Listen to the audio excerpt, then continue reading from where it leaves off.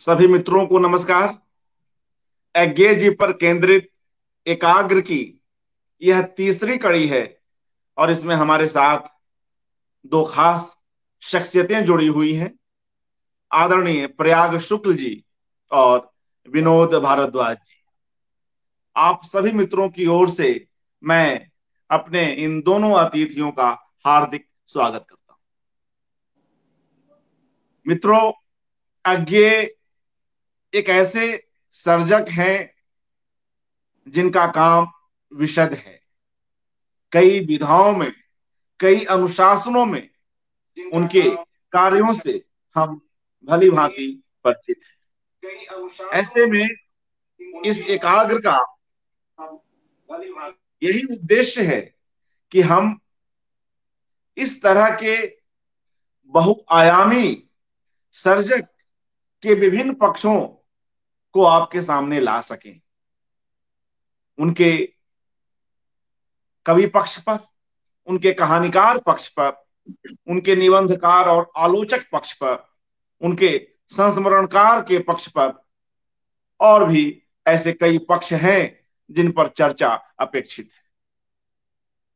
तो मित्रों, हम यही कोशिश कर रहे हैं कि किस तरह से उनकी सक्रियता, उनका संपादन का पक्ष, उनका एक आयोजक का पक्ष, इन सब पर भली भांति चर्चा हो सके और जो लोग उनसे जुड़े हुए रहे हैं वे उनके बारे में अपनी यादें भी साझा करें और जो बाद की पीढ़ी है, जो उन्हें पढ़ती रही है, उन्हें समझती रही है, वे भी उनमें से भी कुछ आए और अपनी बात रखें। मैं शुरुआत में प्रयाग जी से निवेदन करूंगा कि वे अपनी बात रखें, मगर उसके पूर्व एक बेहद प्रासंगिक कविता अज्ञे जी की, हिरोशिमा, उसे सुन लेते हैं। आज जब विश्व युद्ध की विभीषिका को इस तरह से न चाहकर भी देख रहा है, ऐसे में द्वितीय विश्व युद्ध के समय हिरोशिमा पर जिस तरह से बम बरसाए गए, उससे लेकर अज्ञे या तमाम दूसरे रचनाकारों ने काफी कुछ लिखा। यह कविता भी इसलिए भी प्रासंगिक है कि आज की स्थिति भी कुछ खास अच्छी नहीं कही जा सकती। युद्ध के अपने परिणाम कई कई रूपों में पूरे विश्व को झेलने पड़ते हैं। जो लोग वहां रह रहे हैं, जो युद्ध में से कहीं न कहीं सीधे प्रभावित हैं, दोनों ही देश, वहां की जनता के अलावा शेष विश्व भी किसी न किसी रूप में प्रभावित होता ही है। ये सभी खबरें हम लोग जान रहे हैं। ऐसे में एक लेखक कैसे उस विभीषिका को अपने शब्दों में रखता है और उस पूरे प्रभाव को समेटता हुआ अपनी बात रखता है, आगाह करता है कि इस तरह की बर्बरता या इस तरह की घटनाएं न हो तो बेहतर हो मनुष्यता के लिए। तो अज्ञे की यह कविता हिरोशिमा, जो मित्रों दिल्ली, इलाहाबाद, कलकत्ता की उनकी यात्रा में लिखी गई और इसका लिखने का वर्ष है 10-12 जनवरी 1959। मैं इसको पढ़ता हूं। हिरोशिमा। एक दिन सहसा सूरज निकला, अरे क्षितिज पर नहीं, नगर के चौक, धूप बरसी पर अंतरिक्ष से नहीं, फटी मिट्टी से। छाएं मानव जन की दिशाहीन सब ओर पड़ी, वह सूरज नहीं उगा था पूरब में, वह बरसा सहसा बीचों बीच नगर के। काल सूर्य के रथ के पहियों के ज्यों अरे टूट कर बिखर गए हों दसों दिशा में। कुछ क्षण का वह उदय अस्त, केवल एक प्रज्वलित क्षण की दृश्य सोख लेने वाली दोपहरी। फिर छाएं मानव जन की नहीं मिटी लंबी हो होकर, मानव ही सब भाप हो गए। छाएं तो अभी लिखी हैं झुलसे हुए पत्थरों पर, उजड़ी सड़कों की गच पर मानव का रचा हुआ सूरज मानव को भाप बनाकर सोख गया। पत्थर पर लिखी हुई यह जली हुई छाया मानव की साखी है। मित्रों, जब अज्ञे यह लिखते हैं कि मानव का रचा हुआ सूरज मानव को भाप बनकर बनाकर सोख गया, तो परमाणु बम की जो विभीषिका है, जो उसका एक बड़ा त्रासद प्रभाव है, उसकी चर्चा तो है ही। और इन दिनों भी जिस तरह से वैक्यूम बॉम्ब की बात की गई, उसमें भी मनुष्यों के भाप बन जाने की पूरी व्यथा है, जिसके प्रयोग को लेकर यद्यपि पुष्टि नहीं हुई है, मगर जिसके लिए दावे किए गए हैं। तो वैक्यूम बॉम्ब की भी छाया इस कविता में, या उसकी आहट हम इस कविता में देख सकते हैं।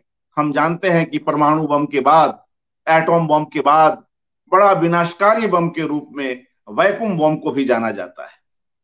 तो ऐसे में आइए मित्रों, हम अज्ञे जी पर बात करते हैं, और इस लेखक की जो दूरदृष्टि रही, एक रचनाकार के रूप में, एक संपादक के रूप में, एक संयोजक के रूप में, इन सब पर चर्चा करते हैं।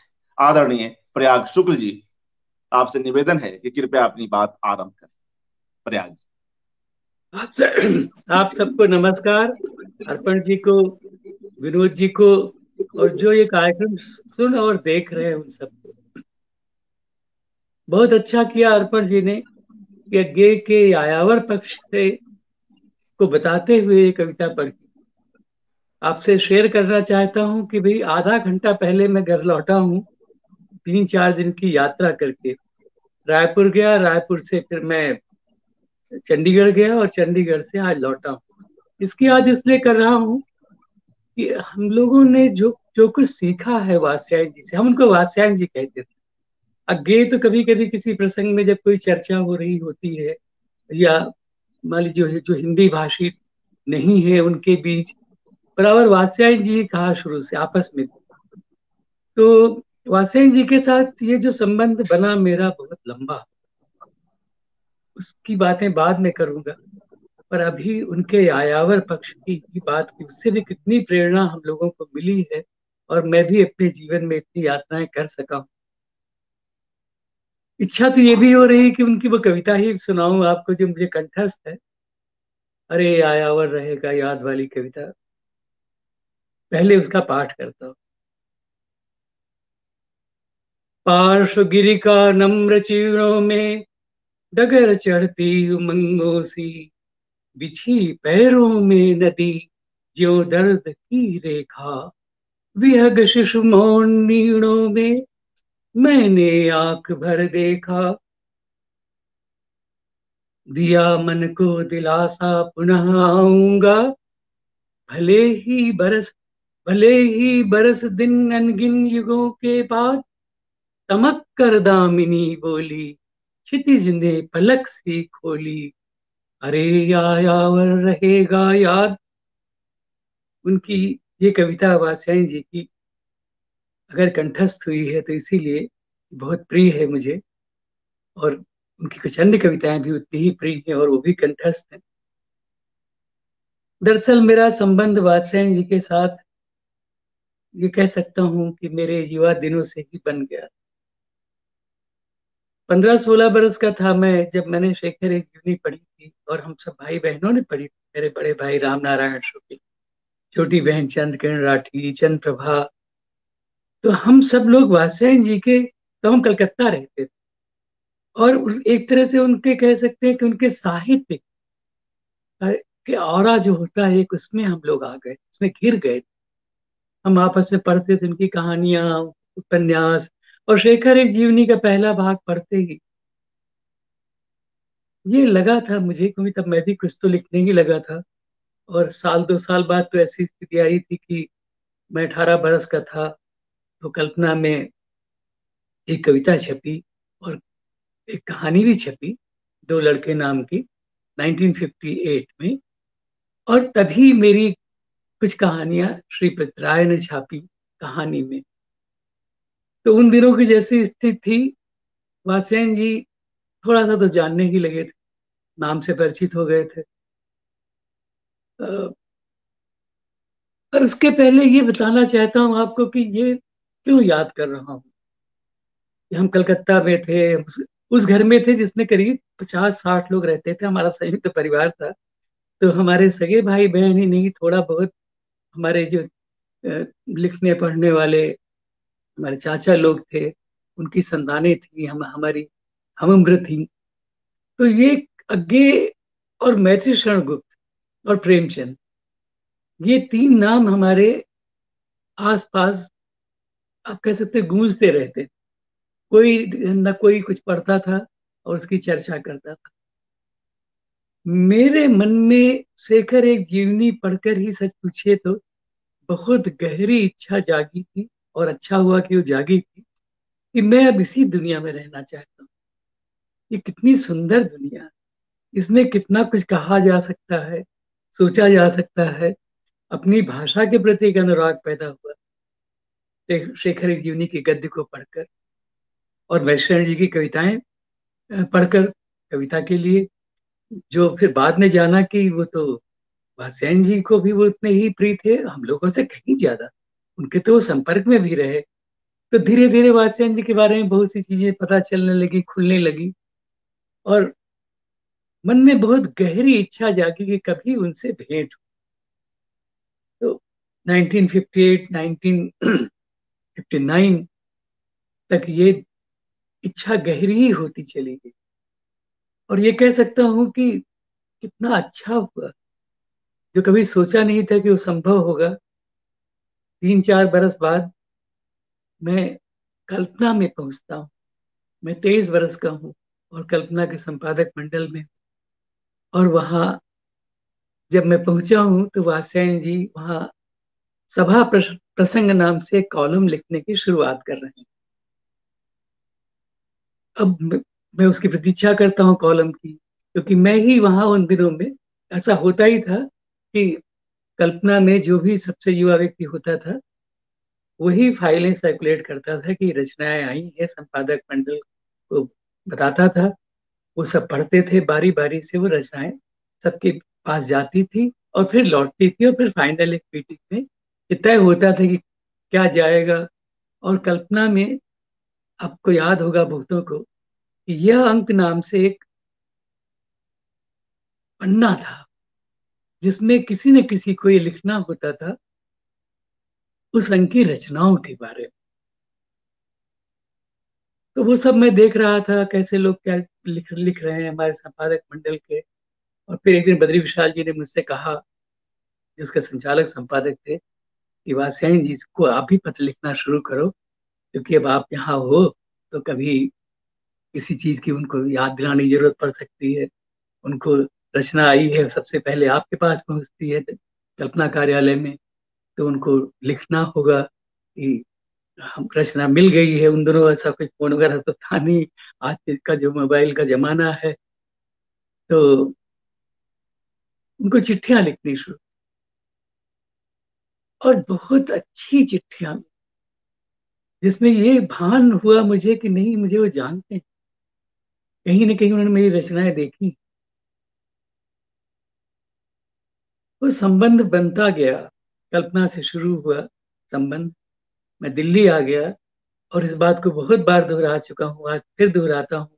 इतनी अच्छी पत्रिका छोड़कर, एक तरह से कहिए कि इतना इतना बड़ा भाग्य या भाग्यशाली होने का जो एहसास था कि भाई आप हिंदी की सबसे अच्छी पत्रिका में से आप जीवन शुरू कर रहे हो,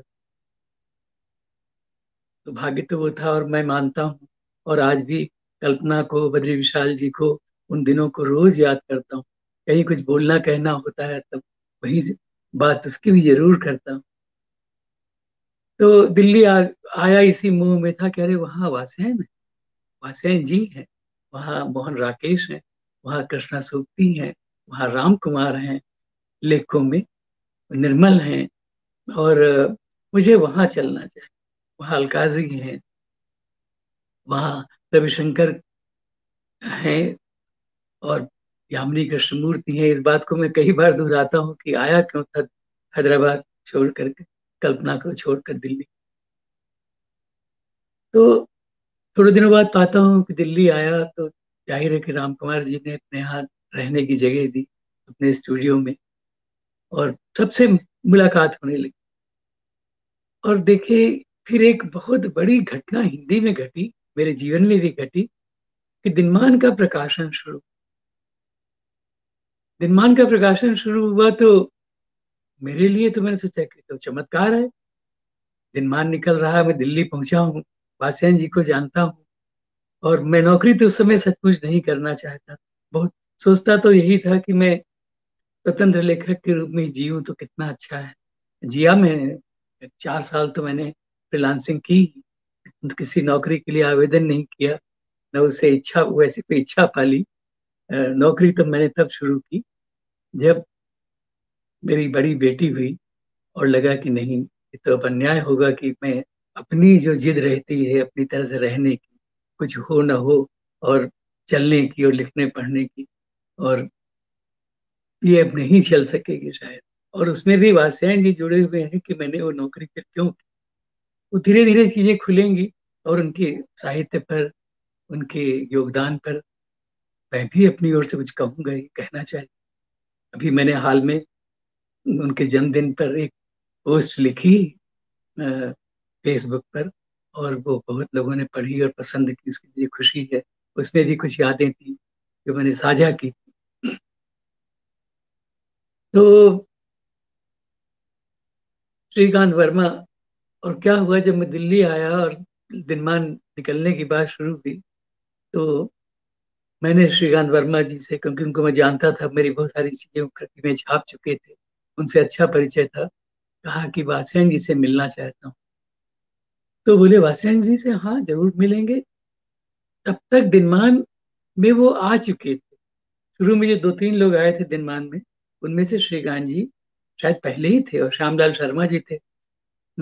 ये 2-3 लोग आ चुके थे। तो एक दिन श्रीकांत जी ने कहा कि मैं वात्स्यन जी को मिलने जा रहा हूँ। हाँ, उन्हीं दिनों वात्स्यन जी को कुछ एक हार्ट की कुछ प्रॉब्लम हुई, तो वो भर्ती थे वहाँ, शायद रामानंद लोहिया अस्पताल, अगर मैं भूलता नहीं, या जयप्रकाश नारायण में अस्पताल में। तो वहाँ श्रीकांत जी मुझे ले गए। वात्स्यन जी थोड़ा सा प्रसन्न ही हुए कि हम दोनों वहां पहुंचे हैं और क्या हालचाल पूछ रहे हैं या मिलने गए हैं। तो मैंने देखा कि उनको सब कुछ याद, मेरे बारे में बहुत उत्सुक होकर जानना चाह रहे हैं कि मैं क्या करूंगा, यहाँ कैसे आ गया हूँ कल्पना से। नहीं, कल्पना से आने के बारे में तो मैंने उनको चिट्ठी लिखी थी कि मैं दिल्ली आना चाहता हूँ, मैं दिल्ली आ रहा हूँ, आपसे भी मिलूंगा, मिलना चाहता हूँ। तो हमारी मुलाकात उस तरह होती है, पहली मुलाकात, कि वो वात्स्यन जी, लेकिन उस तरह की स्थिति नहीं थी, वो आराम से लेटे हुए थे। एक विशेष उनके लिए कमरा था, और ये भी देखा कि वो कमरा ऐसा है कि शायद ग्राउंड फ्लोर में ही था, और उसमें, और थोड़ा टहल भी रहे हैं, मतलब कोई ऐसा गंभीर संकट नहीं था, वो कुछ कोई समस्या उनको हुई थी। तो बातें हुई, फिर ये चलते समय उन्होंने कहा कि नहीं, फिर आप आओ, मैं भी कुछ दिनों बाद दफ्तर जाऊंगा, तो फिर वहां आप आइएगा।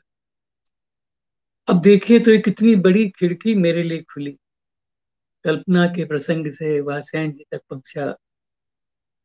और वात्स्यन जी दिल्ली आते ही दिनमान का दरवाजा खुला, वो भी उनके कारण खुला। तो बड़ी कृतज्ञता भी महसूस होती है, पर आप, मैं उसको कभी भूला नहीं। और ये उन्हीं के कारण संभव हुआ था कि मैं 4 साल तक फ्रीलांसिंग कर सका, उनके कारण और मनोज श्याम जोशी के कारण। क्योंकि आप इसे, बहुत लोग जानते हैं कि मैं 64 में दिल्ली आया था, और 78 तक 3 बरस मैंने फ्रीलांसिंग की। और जो बड़ी, मतलब उस फ्रीलांसिंग का जो बड़ा हिस्सा था, उसमें कुछ रेडियो था, फिर तब तक टीवी भी आ गया, जहाँ सई परांजपे थी, सई परांजपे जी फिल्म मेकर जो बाद में बनी, और जिनसे हमारी दोस्ती थी, और हमारे कॉफी हाउस में हम मिलते थे, और जिन्होंने मेरी बड़ी मदद की थी, कुछ ना कुछ मुझसे लिखवाती रहती थी कि बच्चों के लिए कुछ लिख दो, तब टीवी के लिए कुछ ना कुछ वो मुझसे कहकर कुछ कराती रहती थी। तो और वात्स्यन जी का ये दिनमान, का निकलना। तो बहुत सारी चीजें छोड़नी पड़ेंगी और फिर सीधे इस पर आ जाता हूँ कि कैसे एक दिन वो मुझे मुकुल दे नाम के बड़े चित्रकार का एक कार्ड मेरी ओर बढ़ाते हैं, क्योंकि मैं मिलने जाता था, क्योंकि असाइनमेंट के लिए कि अब कौन सा असाइनमेंट मुझे मिल सकता है अगले सप्ताह के लिए। तो जोशी जी के पास जाता था और उनके पास जाता था, और बाकी लोग भी जो थे वहाँ, सर्वेश्वर जी थे, श्रीकांत जी थे, रघुवीर जी तो वहाँ नहीं थे, रघुवीर जी नवारा टाइम्स में थे, पर उनसे भी भेंट होती थी। तो वो वो क्षण भी मैं कभी नहीं भूला। उन्होंने धीरे से वो कार्ड मेरी ओर खिसकाया, और जैसी कि उनकी आदत थी, बहुत धीरे से वो बोले। तब तो मैं भी बहुत कम बोलता था, न के बराबर बोलता था। और वात्स्यन जी के साथ साथ तो समझिए ये हालत होती थी कि कई बार हुई है कि उनके साथ गाड़ी में बैठा हूँ और जहां तक मुझे कह रहे हैं कि वहां तक चलिए मैं आपको छोड़ देता हूँ, तो रास्ते में एक शब्द नहीं, वाक्य के तो छोड़ दीजिए, क्योंकि वो चुप है। अब उसको कैसे भेजा जाए, मैं तो उसमें कुछ एक आध वाक्य कभी बोला होगा तो बोला होगा। तो बहरहाल तो मैं तो बहुत उसमें धर्म संकट में पड़ गया कि इसको मैं संभालूंगा कैसे, इतना बड़ा काम। मैं कला के बारे में थोड़ा बहुत तो जानता हूँ, मेरा इंटरेस्ट है, पर मैं दिलमान जैसे अखबार के लिए, जहाँ श्रीकांत जी वो कॉलम लिखा करते थे, कुछ और लोगों ने भी लिखा, उस कॉलम के लिए मैं कुछ लिखूं। पर उन्होंने मेरी हिचक देखी, मेरा संकोच देखा, और बोले कि "अब देख तो लीजिए", ऐसा कुछ कहा उन्होंने। फिर मैं गया, ललित कला लाइब्रेरी गया। उन दिनों तो ऐसा ही था ना आज का। और आज भी तो जो लोग काम करना चाहते हैं उस तरह से आज भी लोग करते होंगे, मैं नहीं करता। नहीं कह रहा कि मैं कोई अनोखा काम कर रहा था, क्योंकि आप किसी अखबार के लिए, पत्रिका के लिए, अगर आपका कोई असाइनमेंट है और आप पत्रकार हो, लेखक हो, तो आप ये काम क्यों नहीं करोगे? करने लायक भी है। और वो नहीं करोगे तो उस समय तो हालत ये भी थी दिनमान जैसे अखबार की कि वो छपेगा ही नहीं। आप कितना जहां से शायद स्वयं दिनमान के दफ्तर में काम करने वाले लोगों से, इसके संपादक मंडल के जो सदस्य थे, उनके लिए भी कहा जा सकता था। हुआ है ऐसा कई बार, इसको बदलिए या इसमें ऐड करिए। तो बहरहाल मैं गया, ललित कला लाइब्रेरी गया और प्रदर्शनी देखी 2-3 बार। और मुकुल दे प्रिंट मेकर थे बड़े। तो वो, तो उन दिनों तो ब्रोशर छपते थे छोटे छोटे, उसको पढ़ा 2-3 बार। और जोशी जी मेरी हिम्मत बढ़ाते रहते थे, क्योंकि जब भी मैं कोई हिचक भरी बात कहता था तो मुझसे कहते थे तुम्हारा कुछ बनने वाला तो है नहीं, पर चलो कोशिश कर लो। और फिर थोड़ा सा अपने विरोध से ये कहते हुए आगे वो निकल जाते थे, फिर पलटते थे और पलट कर कहते थे, अरे बैठा हूं ना मैं, जाओ तो। बहरहाल मैंने वो अपने परिश्रम करके वो टिप्पणी लिखी और जोशी जी से को बड़े संकोच के साथ पढ़ने को दी। जोशी जी ने कहा ठीक तो लग रही है, तो भेज देते हैं इसको वात्स्यन जी के पास। अब वो बड़ी परीक्षा की घड़ी कि देखूं वो स्वीकृत होकर लौटती है कि वात्स्यन जी उसमें कुछ बहुत जोड़ते घटाते हैं, काटते पीटते हैं, क्या करते हैं। उनका उनके लिए जब भी जो भी लिखा मैंने उन 3 वर्षों में, ये उत्सुकता कभी खत्म नहीं होती इन्होंने इसमें क्या बदला है। उन दिनों हम लोग हाथ से ही लिखते थे, टाइप तो बाद में कराई जाती थी, वो भी जब प्रेस में भेजना होता था, और वो दिनमान का दफ्तर ही कराता था। मेरे पास तो समय टाइप की भी ऐसी कोई सुविधा नहीं थी। और वहां दिनमान में भी सब चीजें नहीं टाइप कराई जाती थी, साफ सुथरा लिखा हुआ तो हमारे जो वहाँ के सुपरवाइजर कंप्यूटर उनको भेज दी जाती थी। बहरहाल मुझे अपार प्रसन्नता हुई कि उसमें वात्स्यन जी ने जहां तहां से कोई शब्द बदले थे, शायद शीर्षक दिया था, और जोशी जी उसको लेकर निकले उस टिप्पणी को, और मुझसे हंसते हुए बोले कि तुम बेकार ही डरते रहते हो, देखो छपने जा रही। मैं तो बड़ा प्रसन्न हो गया कि दिनमान में मेरी लिखी हुई चीज कला पर छपने जा रही है, क्योंकि तब तक मेरा ऐसा परिचय हो चुका था, पर मैं लिखता नहीं था उस तरह कला पर। स्वामी से परिचय हो चुका था, रामकुमार जी कारण उससे सेन से पहले ही परिचय हो चुका था। तैयब आते थे रामकुमार जी के स्टूडियो में, उनसे हो चुका था, गायतोंडे से हो चुका था, नसरीन मोहम्मदी से हो चुका था। पर किसी दिन ऐसा मेरे जीवन में कोई ऐसा दिन आएगा और फिर वो चलता ही रहेगा, और आज तक चलता है। आज भी देखिए कहाँ से लौट रहा हूँ, चंडीगढ़ गया था। वहाँ एक वी ग्रुप करके है, स्त्री कलाकारों का। वो लोग हर साल विश्व महिला दिवस पर करीब 100 सदस्य हैं उसके, बड़ी सुंदर प्रदर्शनी करते हैं, एक उत्सव सा मनाते हैं। आज वहाँ एक आर्ट वर्कशॉप की, उसकी उस क्षण की बात सबसे पहले इसलिए कर रहा हूँ कि उसने मेरा जीवन बदला है। अगर वो घटना न घटी होती, वो मुकुल देखी प्रदर्शनी पर लिखने की, और फिर वात्स्यन जी के ही आग्रह पर, क्योंकि श्रीकांत जी तब विशेष संवाददाता बने, और लोकसभा राज्यसभा उनको कवर करनी होती थी, तो उतना समय भी उनके पास नहीं रहता था। और तो फिर मुझसे ये अपेक्षा की गई कि मैं दिनमान का कॉलम ही लिखूं। एक दिन वो भी आया जो मैंने 10 बरस लिखा, नियमित रूप से। कोई सप्ताह ऐसा नहीं गया होगा कि वो मैंने न लिखा हो, क्योंकि कहीं बाहर भी जाता था, कलकत्ता या कहीं और, तो भी किसी न किसी तरह से उसको भेजता था, और या लौट कर कुछ लिखता था या कुछ एडवांस में दे जाता था। और जोशी जी की मदद से ये रहता था कि नहीं नहीं ठीक है, ये हम अगली बार इस्तेमाल कर लेंगे। बाकी तो फिर आप लोग जानते हो, हिंदी संसार भी जानता है, कलाकार भी जानते हैं कि उसने मेरे जीवन में क्या किया है। तो ऐसे लोग थे वात्स्यन जी, उनमें बहुत विशेष। अब कला प्रसंग की आज ज्यादा बात करूंगा, क्योंकि वो वात्स्यन जी का थोड़ा सा अनदेखा अनदेखा पक्ष है। कलाओं के प्रति उनके प्रेम वाला लोग जानते हैं, पर वो कितना गहरा है इसकी ओर हमारा ध्यान जरा कम जाता है। अब आप देखिए स्मृति लेखा में राकेश दास जी पर कितना सुंदर संस्मरण, और वो लेख हम लोगों ने भी कैसे जाना कि राकेश दास जी कौन है, मोती चंद्र जी कौन है। ये प्रतीक के में जो छपता था, जो रचनाएं छपती थी, उनसे जाना, दिनमान से जाना, वात्स्यन जी से जब भेंट हुई, मिलकर जाना, इन तमाम लोगों के बारे में जो इतने गुणी पुरुष थे, जिन्होंने भारतीय कला जगत के लिए इतना कुछ किया है, ये उसकी तो कोई था ही नहीं। जैसे राकेश दास जी को ही देखिए, या वासुदेव शरण अग्रवाल को, और इन सब लोगों के बारे में भी सचमुच दिनमान से ही हम लोगों ने जाना।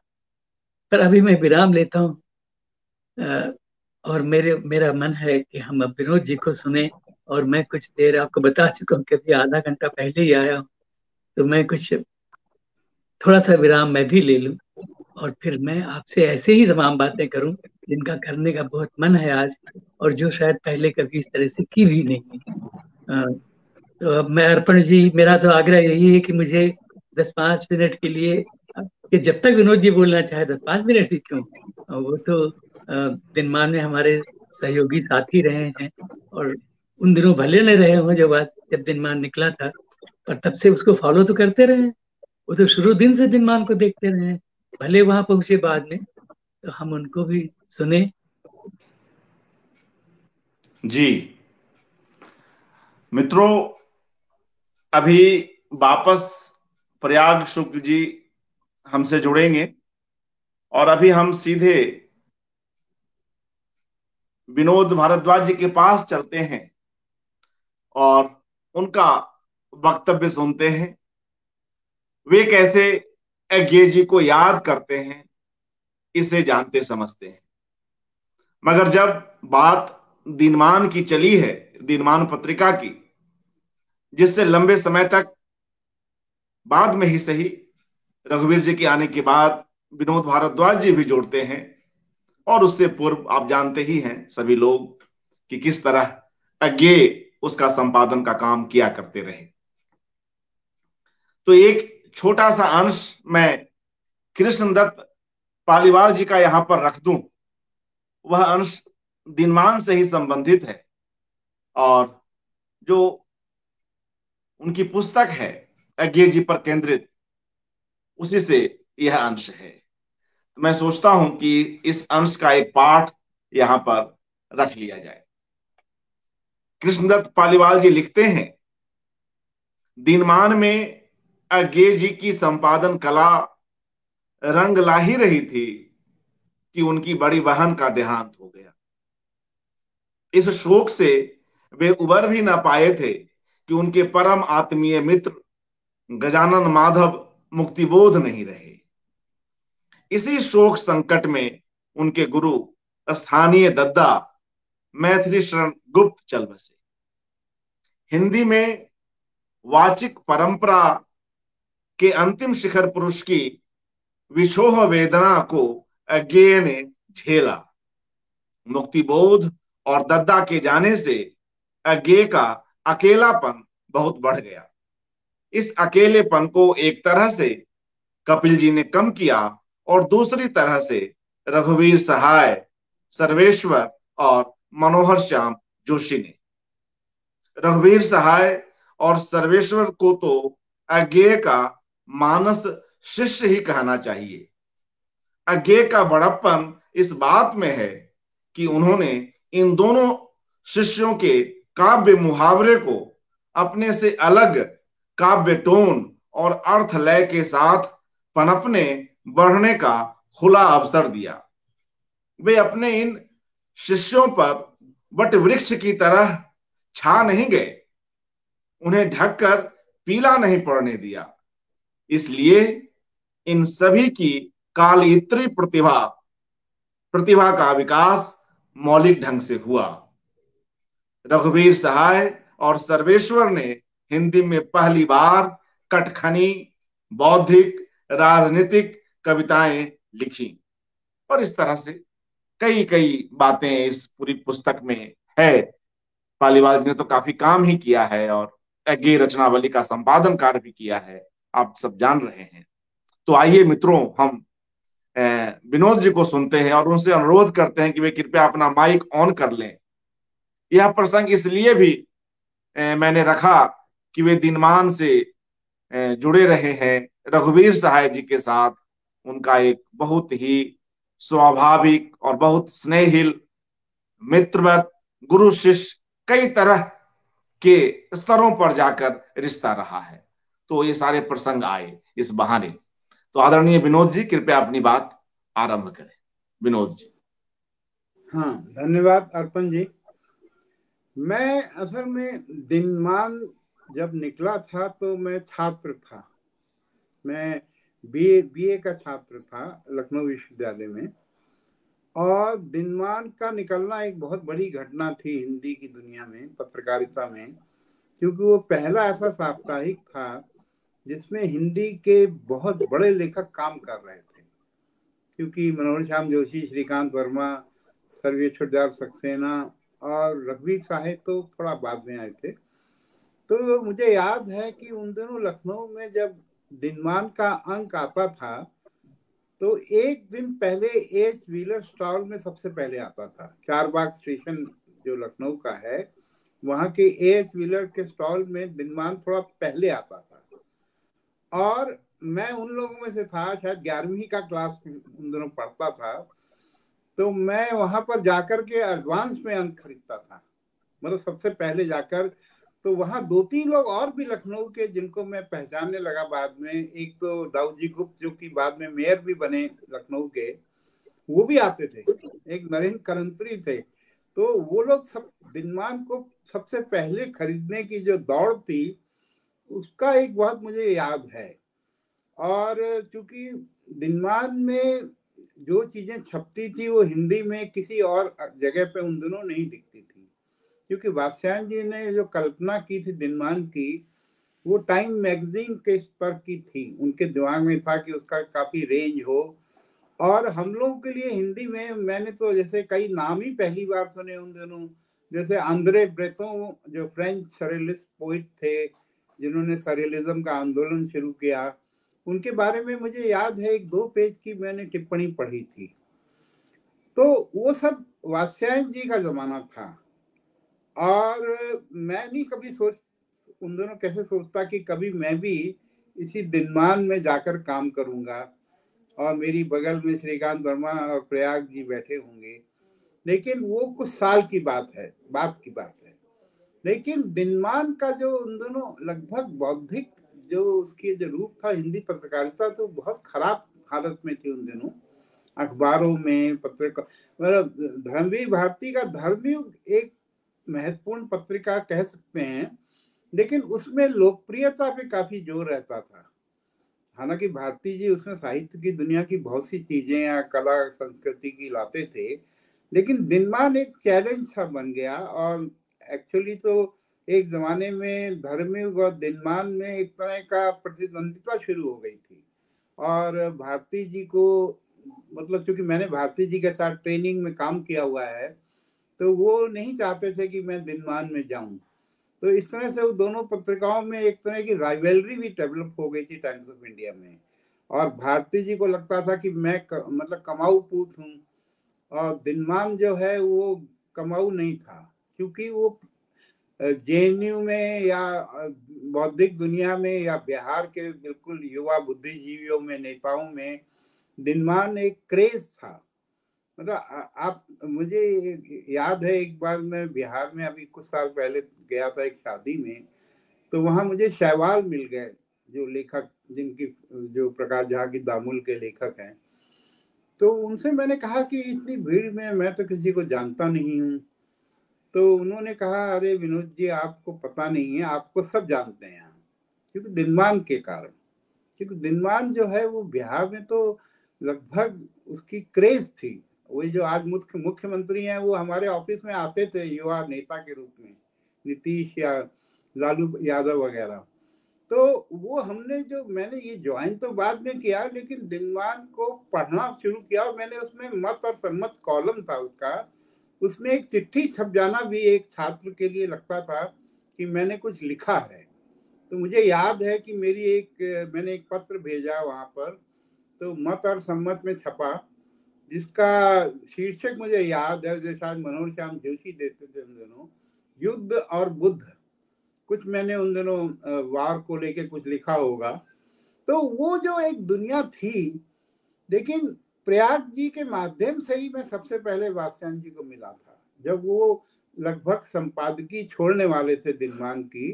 तो आरंभ पत्रिका के कारण, क्योंकि वो लघु पत्रिका बहुत चर्चित थी, और नरेश सक्सेना, मैं और जयकृष्ण को निकाल रहे थे, तो वो एक मेरा एक तरह से संबंध बन गए बहुत। प्रयाग जी से मेरी दोस्ती हो गई, हालांकि वो मुझसे बहुत सीनियर हैं, लेकिन हम लोगों ने निराला के गांव की यात्रा की, साथ में गढ़ाकोला गए। वो दिनमान के लिए प्रयाग जी ने एक रिपोर्टिंग की थी, जिसका शीर्षक भी मुझे याद है कि आदमी जैसे कि कमान बन जाता है किसान। तो वो गढ़ाकोला की अद्भुत यात्रा हमने की थी। और उस समय मैं छात्र था, प्रयाग जी वहां से आए थे रिपोर्टिंग के लिए, नया नया उन्होंने दिनमान ज्वाइन किया था, और वो मेरे घर ही ठहरे थे। और हम तो, यानी कि मेरा संबंध इस बार दिल्ली गया उन दिनों, शायद 68 की बात है या 67 लेट होगी। तो वात्स्यायन जी तब वहां पर संपादक थे, और उनका कमरा जो है वो टाइम्स ऑफ इंडिया की जो वो जो आईटीओ की बिल्डिंग है, तब दिनमान वहां से निकल रहा था। तो मुझे प्रयाग जी ने कहा कि वात्स्यायन जी से मिल लो। तो मैंने कहा कि भाई वो तो इतने सीनियर आदमी हैं और मैं बिल्कुल युवा, तो उनसे मिलने में बड़ा संकोच हो रहा था मुझे। तो बोले नहीं नहीं, मैंने, उन्होंने चपरासी से पूछा, वात्स्यायन जी खाली हैं? तो मैंने कहा कि, वो बोले कि आप चले जाओ, क्योंकि समय वो उनके कमरे में कोई नहीं है। तो मैं गया वहां पर, स्लिप दे भेज करके अंदर गया। तो करीब हम लोग 4-5 मिनट की मुलाकात थी। जब मैं बाहर लौटा, तो प्रयाग जी ने मुझसे कहा, कैसा रहा तुम्हें व्यासन जी से मिलना? तो मैंने कहा कि दोनों हम मुस्कानों का आदान प्रदान करते रहे, कोई बात नहीं हो पाई। तो प्रयाग जी ने हंसकर कहा कि हाँ, ऐसा ही होता है, क्योंकि वात्स्यायन जी अचानक नहीं खुलते हैं। तो उसके बाद लेकिन संयोग हुआ कि कुंवर नारायण के घर पर वो आकर ठहरने वाले थे, और उन दोनों में चूंकि कुंवर जी के बहुत प्रिय था, और मैं उनके घर पे लगभग सारा सारा दिन बिताता था। तो मैं वहां पर था कि देखा, ड्राइवर जो कि कुंवर जी का ड्राइवर था, वो मुझसे एक बार बोला कि भाई ये क्या, कोई साहब आ रहे हैं जिनको मुझे कल एयरपोर्ट लेने जाना है, वो क्या डालमिया हैं? तो मैंने कहा कि मैंने हंसकर उसको कहा कि वो साहित्य के डालमिया तो हैं ही, यानी कि बहुत उनकी इमेज रिच है। और फिर वो वहां पर रुके थे कुछ दिन, 2-4 दिन रुके थे कुंवरनारायण जी के विष्णु कुटी के मकान में। तो उनसे तब मेरा संपर्क काफी हुआ, क्योंकि कुंवरनारायण जी ने मेरी बहुत तारीफ कर दी कि ये युवक काफी प्रतिभाशाली है। तो वो फिर मेरे साथ सैर करने भी गए। एक बार मुझे उस सैर का अच्छी याद है कि हम लोग सैर कर रहे हैं, ज्यादा बातचीत नहीं हो पा रही है, तो अचानक उन्होंने कुछ पेड़ रास्ते में आते थे, तो उन्होंने कहा कि पेड़ जो हैं, इस पेड़ को जानते हो? तो मैंने कहा मैं नहीं जानता। फिर दूसरा एक और पेड़ आया, तो उन्होंने फिर पूछा। तो मैंने बाद में एक कविता लिखी थी उन दिनों कि पेड़ जिन्हें मैं नहीं पहचानता, क्योंकि कवि होने की जो शर्त है वो उन दिनों जो वात्स्यायन जी की दुनिया अलग थी। वो मतलब जैसे प्रकृति के प्रति बहुत ज्यादा वो थे। तो उन्होंने जो पेड़ों की जो मैंने उनसे कहा कि मुझे पेड़ जानने में कोई बहुत दिलचस्पी नहीं पेड़ों के बारे में, मेरी दुनिया अलग है। तो वो फिर बोले कि अच्छा, आप साइकोलॉजी के विद्यार्थी हैं, तो गेस्टाल्ट के बारे में आपकी क्या राय है? क्योंकि वो थोड़ा बहुत इस तरह की जानकारियां काफी रखते थे वात्स्यायन जी। तो मैंने फिर उनको कुछ गेस्टाल्ट के बारे में बताया, क्योंकि हम लोग तो साइकोलॉजी का, मैं स्टूडेंट था, एमए कर रहा था।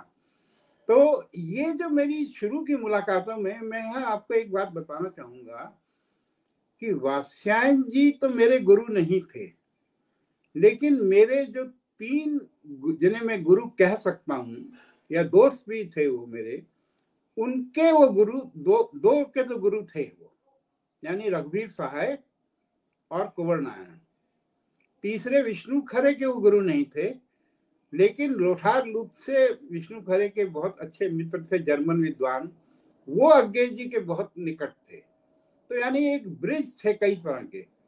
तो जो कि जिसके कारण मैं वात्स्यायन जी के संपर्क में दूसरे ढंग से भी आया।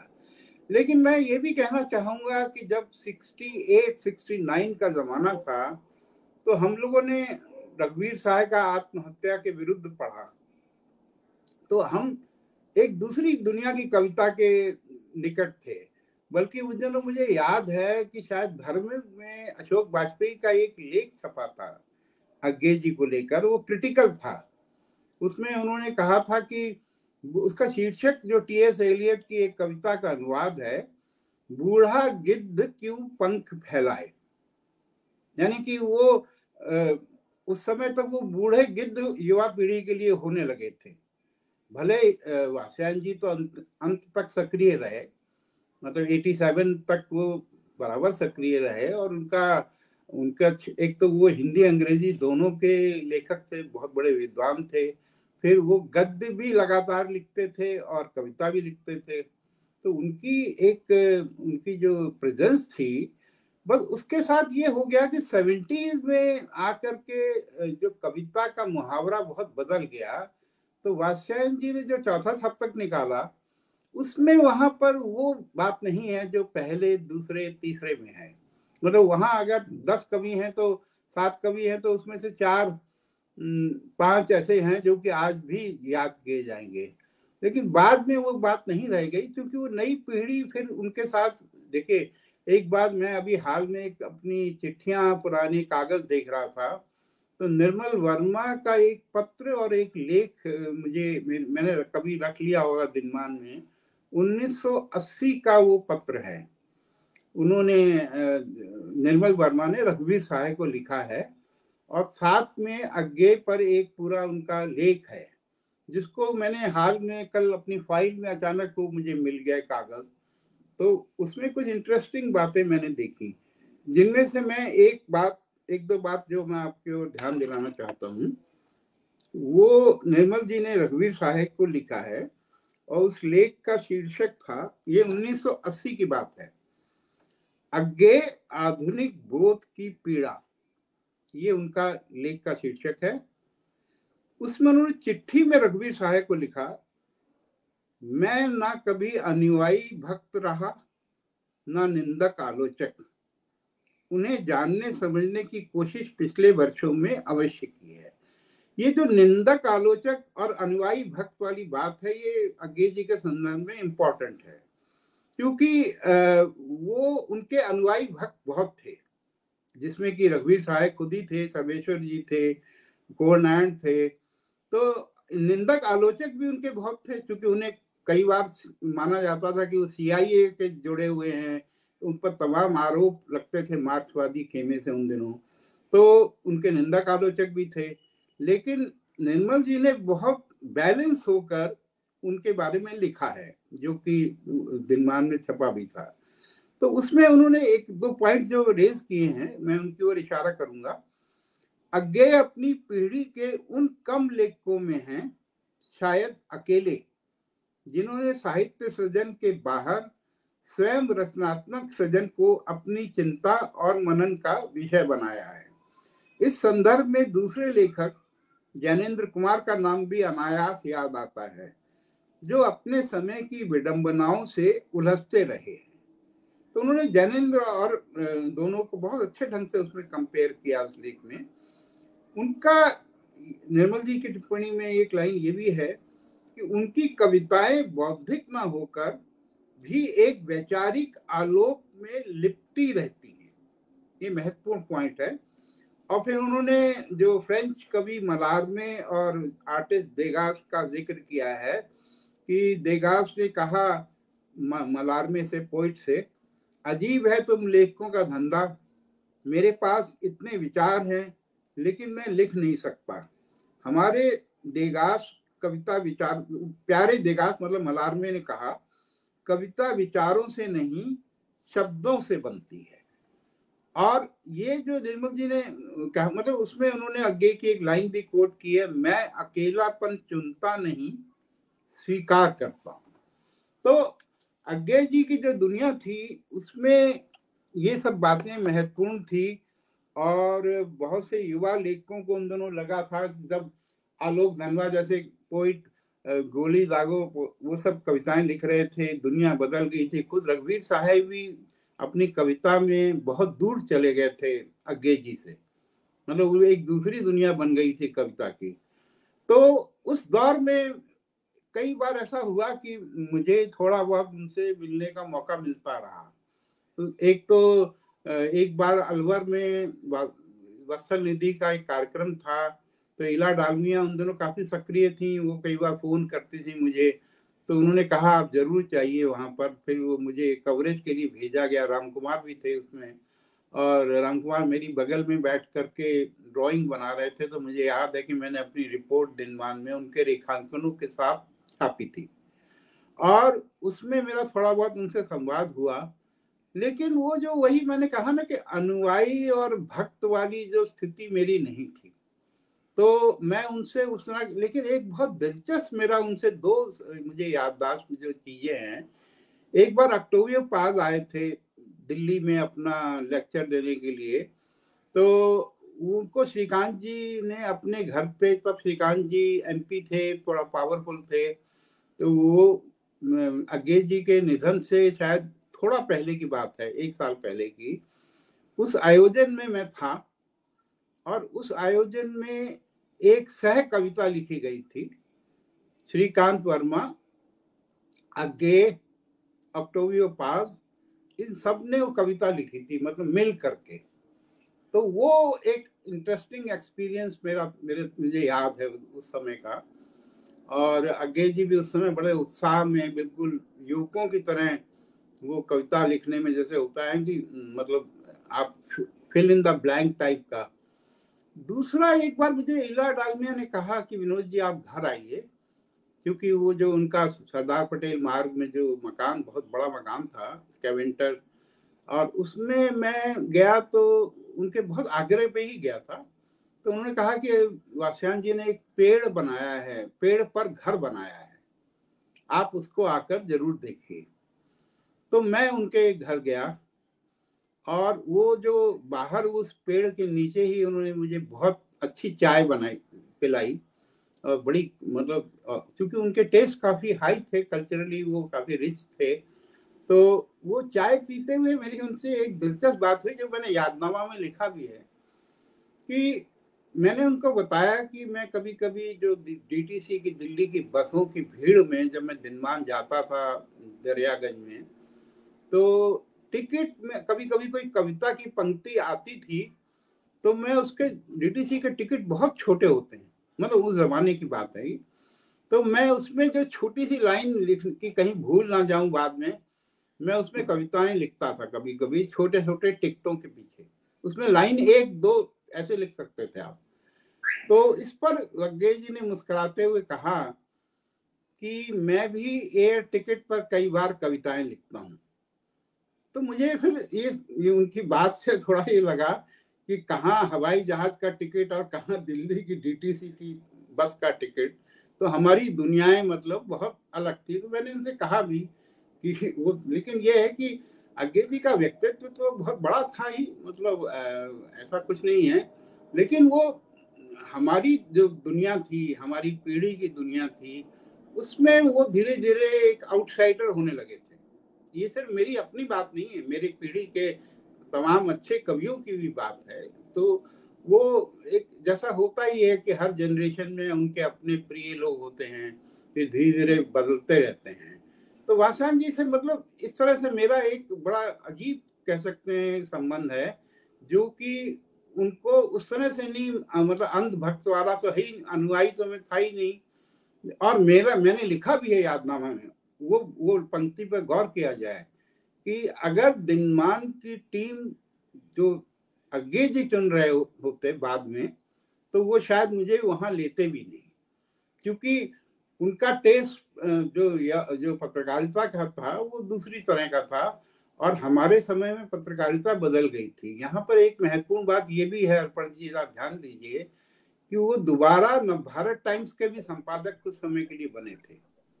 वो बने थे 79-80 के आसपास की बात है। तो क्योंकि मुझे याद है मैं उन दिनों फ्रैंकफर्ट गया था जर्मनी, तो वहां पर जो लड़की मुझे रिसीव करने आई थी वो बोली कि 15 दिन पहले वो एडिटर वासैन जी आए थे। तो उन दिनों वो नवभारत टाइम्स के एडिटर थे। तो वो वहां पर नहीं चेंज कर पाए, देखिए ना विद्यानिवास मिश्र कर पाए नवभारत टाइम्स में चेंज, ना वासैन जी कर पाए। दिनमान में उनको एक सुविधा थी कि अपनी टीम को लेके आए थे और रमा जैन ने उनको पूरी छूट दी थी। श्रीकांत वर्मा उनकी शायद नहीं थे। श्रीकांत जी ने तो मुझे कई बार बड़े इंटरेस्टिंग किस्से भी बताए थे कि एक बार वो वासयान जी से लड़ने की उनकी मूड था, लेकिन हिम्मत नहीं हो रही थी। बोले मैंने 2 पैक शराब के पिए और उनके कमरे में घुस गया उनसे लड़ने के लिए। तो श्रीकांत जी के साथ वासयान जी का रिश्ता जो था वो अलग था, वो अनुयायी भक्त वाला नहीं था, जैसे सर्वेश्वर जी हैं या रघुवीर साहब बाद में, जबकि वो उनके संपादन में तो ज्यादा नहीं रहे, लेकिन वो उनको जाहिर है कि चॉइस तो उन्हीं के थे। बल्कि शायद मनोज श्याम जोशी बहुत खुश नहीं हुए थे कि उन्हें संपादक नहीं बनाया गया, हालांकि वो रघुवीर साहब के दोस्त थे। पर कहीं ना कहीं उनको बात तो वो फिर साप्ताहिक हिंदुस्तान में चले गए थे। जब मैंने ज्वाइन किया था तो वो साप्ताहिक हिंदुस्तान के संपादक थे। तो वो सब दुनियाएं हैं, और अगेज जी का जो रोल है उस पत्रकारिता की दुनिया में दिनमान में, वो तो अद्भुत है। और कवि के रूप में, या जैसे अभी प्रयाग जी शेखर का जिक्र कर रहे थे, तो वो सब चीजें तो उनकी मतलब एक पूरा इतिहास है, उसकी दुनियाएं हैं। लेकिन मैं सिर्फ बताना चाह रहा हूं कि अपने एंगल से हम लोग कैसे उन्हें देखते थे। हाँ बोलिए आप। जी जी, शुक्रिया विनोद जी। और कोई बात याद आए तो आप कहेंगे, अच्छा मैं ही 2 लगेगा। कविताएं पढ़ूंगा उनकी बाद में, 2 जी मुझे जो अच्छी लगती हैं कविताएं अगे जी बिल्कुल। की। जी, एक कविता मैं भी पढ़ना चाह रहा हूं, नगेश जी की ही बहुत ही प्रिय कविता। और कैसे स्वयं को अलग रखते हुए कवि सोचता है और कितने आगे की सोचता है। कविता का शीर्षक है कि हम नहीं रहेंगे। नगेश जी, हमने शिखरों पर जो प्यार किया घाटियों में उसे याद करते रहे, फिर तलहटियों में पछताया किए कि क्यों जीवन यूं बर्बाद करते रहे। पर जिस दिन सहसा आ निकले सागर के किनारे, ज्वार की पहली ही उत्ताल तरंग के सहारे, पलक की झपक भर में पहचाना कि यह अपने को कर्ता जो माना, यही तो प्रमाद करते रहे। शिखर तो सभी अभी हैं, घाटियों में हरियालियां छाई हुई हैं, तलहटियां तो और भी नई बस्तियों में उभर आई हैं। सभी कुछ तो बना है, रहेगा, एक प्यार ही को क्या नश्वर हम कहेंगे, एक प्यार ही को क्या नश्वर हम कहेंगे, इसलिए कि हम नहीं रहेंगे, इसलिए कि हम नहीं रहेंगे। तो देखिए ये किस तरह जो है अपनी कविताओं में बात करते हैं और कैसे लोगों तक संप्रेषित हो जाते हैं। इसकी बात अपने बीज वक्तव्य में आदरणीय रमेश चंद्र शाह जी ने भी की कि वे कविता की बात करते हुए कविता के संप्रेषण की भी उतनी ही चिंता किया करते थे, और जिसकी चर्चा आज प्रयाग जी ने भी की कि कैसे वे मैथिली शरण गुप्त जी के साथ जुड़े रहे और उनके निधन से किस तरह वे पीड़ित हुए, क्योंकि उस वाचिक परंपरा को भी वे उस शिद्दत के साथ याद करते रहे, उससे जुड़े रहे और समाज के लिए, साहित्य के रसिकों के लिए उस वाचिक परंपरा के महत्व को भी समझते रहे। तो आइए मित्रों, हम पुनः प्रयाग शुक्ल जी के पास चलते हैं और उनसे कुछ और बातें सुनते हैं, कुछ और ऐसी मूल्यवान यादें जो बतौर प्रयाग शुक्ल जी आज हम लोग उनके मार्फत से सुन पाएंगे। आदरणीय प्रयाग जी। मेरी आवाज आ रही है? जी जी आ रही है। अर्पण जी, जिन चीजों की याद आपने की ये फिर से दिलाई, मैं अभी फिलहाल उसी तरफ चलता हूँ। जी वात्स्यायन जी का ये पक्ष मुझे आज तक बहुत आकर्षित करता है कि वो हिंदी के एक तरह से कह सकते हैं कि अपने ढंग के पहले आधुनिक, बहुत सारी चीजें बदलने वाले, गद्य में, पद्य में, विचारों में, अ, जो जो काम उन्होंने किए। जैसे प्रतीक देखे तो प्रतीक हमारे समय का की ऐसी पत्रिका थी जिसमें कितने लोगों ने शुरुआत की थी वहां से। और कृष्णा सोपती जी, स्वयं राम कुमार जी, कई चित्रकार जो उसमें लिखते थे, रघुवीर साहब तो उसके एक तरह से बड़े सहयोगी थे उस जमाने में, उनके उसमें साथ थे। फिल्मों पर लिखना शुरू किया था। तो वात्स्यायन जी का एक ये रूप, और फिर दूसरा रूप थी माखनलाल चतुर्वेदी, राय कृष्णदास, मैथिली शरण गुप्त। ये मुझे बहुत आकर्षित इसने किया और इसमें भी लेखा मेरी बहुत प्रिय पुस्तकों में कि उसमें वो निराला, पंत और जो नाम मैंने लिए और कुछ और लोग, प्रेमचंद जी, इन सब पर उन्होंने लिखा है और वो बहुत गजब की पुस्तक। बहरहाल उनके, वात्स्यायन जी की का जीवन ही ऐसा था कि उसमें बहुत तरह के विविध रूप हैं। अब मैं आपको बताऊं, वात्स्यायन जी के प्रति मेरा जो बहुत आकर्षण कलकत्ते में बिल्कुल ही किशोर दिनों में हुआ था, वो ये हुआ था कि उनका जन्म हम सब जानते हैं वहाँ उत्तर प्रदेश में हुआ, गोरखपुर के पास, और रहे वो जम्मू कश्मीर में, वहाँ किशोरावस्था वहां भी बीती। और फिर वो तमिलनाडु में, जिसका जिक्र कुछ शेखर में भी आता है उनके, कितना उसमें से जीवन का मैं नहीं जानता, हम में से शायद कोई नहीं जानता, लेकिन वो तमिलनाडु में रहे, वहां भी बड़े हुए। पिता का जहां जहां स्थानांतरण होता था वहां वो रहे। तो एक हिंदी के, ये देखिए तो अपने ढंग की बहुत अ, सुंदर बात, हिंदी के पास एक ऐसा लेखक उस समय भी था और आज भी है इन यादों के साथ, कि जो देश के कई अलग अलग हिस्सों में रहा है। अब आप देखो तो फिर वो भी एक प्रसंग है। असम, अरे यावर रहेगा याद, नॉर्थ ईस्ट में रहे। पीली बोन की बतखें जैसी कहानी, वो नॉर्थ ईस्ट की है, पूर्वोत्तर की है। तो पूर्वोत्तर और दक्षिण और जम्मू कश्मीर।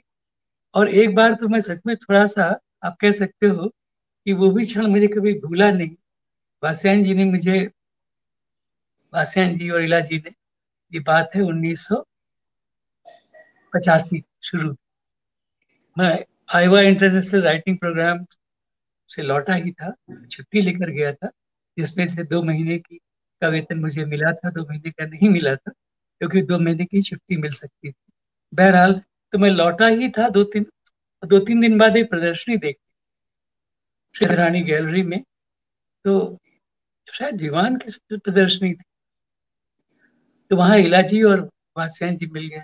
फिर वो पहले तो उन्होंने पूछा मुझसे कि आयोवा कैसा लगा आपको, वहाँ कौन लेखक मिले, कैसा था माहौल, थोड़ी सी बात थी। फिर अचानक वो मेरी और मेरे वो इलाजी की ओर उन्होंने देखा और मुझसे बोले कि आप, हम लोग एक शिविर करने वाले हैं बस संगीत का, तो जिसमें मैं पहले कभी नहीं गया था, तो आप चलो, आपके मित्र लोग भी रहेंगे, ऐसा उन्होंने कहा। उनका इशारा मैं समझ गया, रमेश चंद्र शाह जी की ओर था और ज्योत्सना जी की ओर था। अब मैं बड़े संकट में पड़ गया, क्योंकि सचमुच में छुट्टी लेकर आया, बड़ी बड़ी मुश्किल से, तो अभी मैं लौटा था और छुट्टियां भी नहीं थी बिल्कुल। तो मेरे मुंह से निकला कि देखता हूँ, आप बहुत मनोहर है, आप क्यों कह रहे हो। तो बोले यार आप फिर अचानक बोले कि तब 2 दिन के लिए आ जाए। तो मैंने कहा नहीं, मैं आऊँ। तो संयोग ये हुआ था, इस प्रसंग की याद इसलिए कर रहा हूँ कि जब हम ट्रेन से, कई लोग थे और हम जम्मू पहुंचे, और वहां से हमको बस से जाना था मानसर झील जहाँ शिविर था। तो वो जो बस हम लोगों को ले जाने वाली थी, बाकी लोग थोड़ा कुछ अपना चाय वाय पी रहे थे, वात्स्यायन जी जाकर उसमें बैठ, मैं भी जब अंदर चढ़ा तो मैं और वात्स्यायन जी थे, मैं बगल की कुर्सी में बैठ गया उसके साथ ही। तो मैंने वात्स्यायन जी से कहा कि देखिए कैसा लग रहा है मुझे सोच करके। मैं तो उनको बताया मैंने कि कलकत्ता में मैं जब आपके बारे में पढ़ते थे, तो जम्मू कश्मीर का जिक्र आता था कि आप वहां भी रहे, उसका जिक्र आता भी है उनके दिमाग से, शिखर भी। तो मैंने कभी सोचा नहीं था कि आपके साथ मैं जम्मू कश्मीर में इस तरह बैठा होऊंगा, और जीवन में ऐसी चीजें घटती हैं। तो थोड़ा सा मुस्कुराए और मैंने उनसे जानना चाहा कि कुछ आप और बताइए थोड़ा सा मुझे इसके बारे में। तब तक फिर और लोग आए, तो उन्होंने कहा फिर वहीं चलकर कुछ बातें करेंगे, पर उस पर फिर कभी बात हो नहीं पाई, क्योंकि मानसर में तो बहुत लोग थे। तो मेरे पास उनकी सचमुच असंख्य यादें इसलिए हैं कि आपको बता ही चुका हूँ कि 23 वर्ष की उम्र से मैं वात्स्यायन जी से जुड़ा, और कह सकता हूँ कि उनके जीवन के अंतिम वर्ष तक जुड़ा रहा। बीच में जरूर कुछ वर्ष ऐसे हैं जब उनसे उतना मिलना नहीं हुआ, जब उन्होंने कपिला जी का घर और अपना घर, जो कपिला जी के साथ वाला घर कहना चाहिए, छोड़ा। उसके बाद भेंट होती रही, पर फिर जब वो रहने लगे बसंत विहार या बसंत कुंज की तरफ, तब उस घर में मेरा जाना नहीं। तब मैं बहुत व्यस्त भी हो गया था दिनमान के कामों में, और इस दुनिया में जो, जिसमें एक तरह से वही मुझे लाए, कला की दुनिया, फिल्म की दुनिया। विनोद जी जानते हैं, और कितनी सुंदर तरीके से विनोद जी ने मेरे नाम में समर्पण लिखा, मैं उसका भूलता नहीं हूँ यादनामा का, कि प्रयाग जी, जिनके साथ मैंने अंधेरे में फिल्में देखी और उजाले में प्रदर्शनियां। तो उन दिनों तो हम लोग ये कर रहे थे, विनोद जी हैं इसलिए ये प्रसंग भी याद आ गया।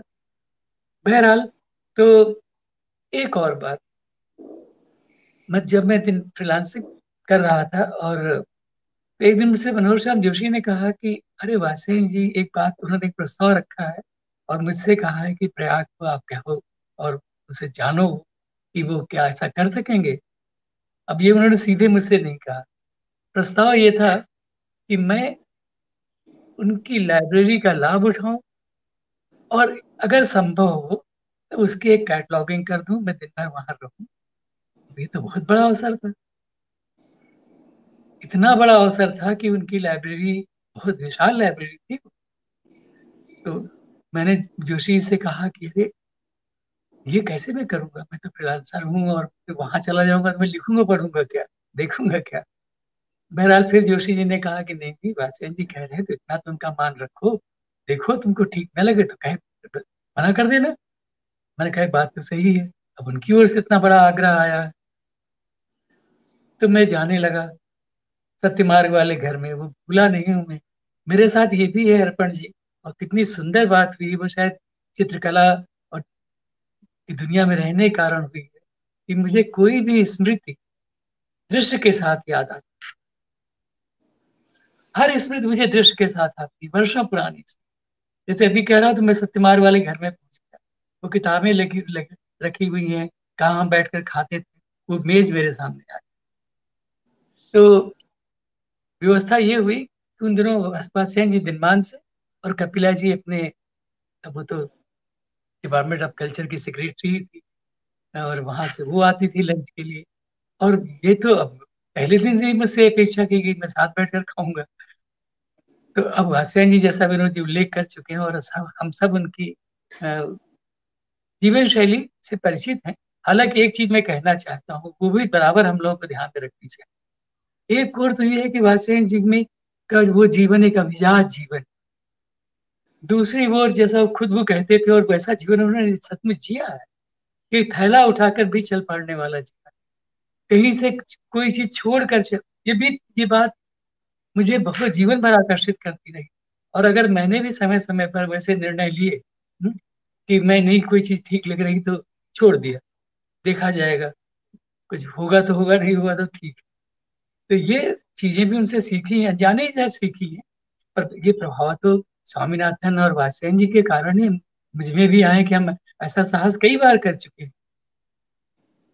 तो बहरहाल मैं वहां एक सप्ताह जाता रहा, और थोड़ी बहुत शुरुआत भी कि मैंने कहा मेरे लिए भी अच्छा रहेगा, इस बहाने मैं भी ठीक है व्यवस्थित करता हूँ ये किताबें, और पलटता हूँ तो थोड़ा ध्यान भी रहेगा। तो वो लोग दोपहर को आते थे, और हम लोग जैसा जीवन उस समय जी रहे, क्योंकि मैंने भी हमारा परिवार भी अम, आप कह सकते हो कि एक समय 18 साल की उम्र तक तो मैंने भी वैसा ही जीवन जिया है। हमारे घर में भी वो सब चीजें थी। वो तो हमारे पिता का व्यवसाय डूबने के बाद हुआ कि मैं भी अ, एक भारत का एक सामान्य साधारण युवक, और वैसा होना बहुत अच्छा भी था मेरे लिए। बहरहाल, तो अब मुझसे तो उतनी जल्दी खाया ना जा, उतने सलीके से आदत भी छूट चुकी थी कि हम लोग तो फिर ढाबों में खाते थे और जाकर जब जो भी मिले खाते थे। अब वो दोनों मेरी प्रतीक्षा कर, वो जो होता है ना एक तरह का आपका जो आपके जो संस्कार है। मैंने कई बार देखा कि मैं तो संकोच में धीरे धीरे खा रहा हूँ, और वो लोग खाना खत्म करके कर चुके हैं और मेरे लिए बैठे। अब मेरे लिए बड़ा धर्म संकट पैदा हुआ। कुछ और भी चीजें हुई, फिर मैंने जोशी जी से कहा कि जोशी जी ऐसा है कि ये शायद चल नहीं पाएगा, क्योंकि देखिए मैं जहाँ रहता हूँ वहां से मैं सुबह चलता हूँ, सत्यमार्ग पहुंचता हूँ, और शाम को वहां से निकलता हूँ, और लौटते हुए देर हो जाती है। न मैं नाटक देख पा रहा हूँ, न मैं फिल्में देख पा रहा हूँ, न मित्रों से मिल पा रहा हूँ, न मैं प्रदर्शनियां देख पा रहा हूँ। मैं आपका वो ज्यादा प्रिय था मुझे कि मुझे असाइनमेंट मिले और मैं लिखूं, तो मैं कहाँ लिख रहा हूँ दिनमान में। जोशी जी ने इस बात को समझा, बोले बात तो तुम सही कह रहे हो। मैंने कहा वो बहुत बहुत बड़ा अवसर मैं मानता हूँ, इतने बड़े लेखक का जो मेरा, मैं भी इतना प्रिय लेखक बना शुरू से, है वो मुझे अपने घर में, और उस समय और कोई नहीं रहता था। उनका एक वहाँ जो घरेलू कर्मचारी था गोविंद, वो और मैं, और वो मेरे लिए कॉफी रख जाता था हर घंटे भर बाद। बहरहाल बात बात से जिसे उन्होंने जो भी कहा हो मेरी ओर से कि वो क्रम बंद हो गया। उसकी याद दिलाई मुझे एक दिन कपिला जी ने बहुत वर्षों बाद किसी फंक्शन में। बोली प्रयाग, आज मैं तुमको बहुत याद कर रही हूँ। मैंने कहा कविता जी आप मुझे याद कर रहे थे तो मेरे लिए बड़ी प्रसन्नता की बात है, पर मैं थोड़ा जान तो लूं कि वो याद आई क्यों आपको इतनी। बोली एक रजिस्टर, ऐसा उन्होंने हंसकर कहा। मैंने कहा कपिला जी मैं समझ गया, वो रजिस्टर उनके कभी हाथ लगा होगा उस दिन या उस कुछ दिनों पहले, जिसमें मैंने मेरी हैंडराइटिंग में वो कैटलॉगिंग शुरू की थी वात्स्यायन जी की लाइब्रेरी। उस लाइब्रेरी का लाभ तो लेकिन मुझे एक हफ्ते में नहीं हुआ, क्योंकि बहुत सारी किताबों के टाइटल्स और वो विशाल पुस्तकालय, तो उसके बीच में रहना ही और दिन भर रहना, कुछ नोट करना, कुछ पलटना, तो ऐसी बहुत सी यादें हैं। उनका प्रेम मुझे बहुत ज्यादा मिला, ऐसा मैं कह सकता हूँ।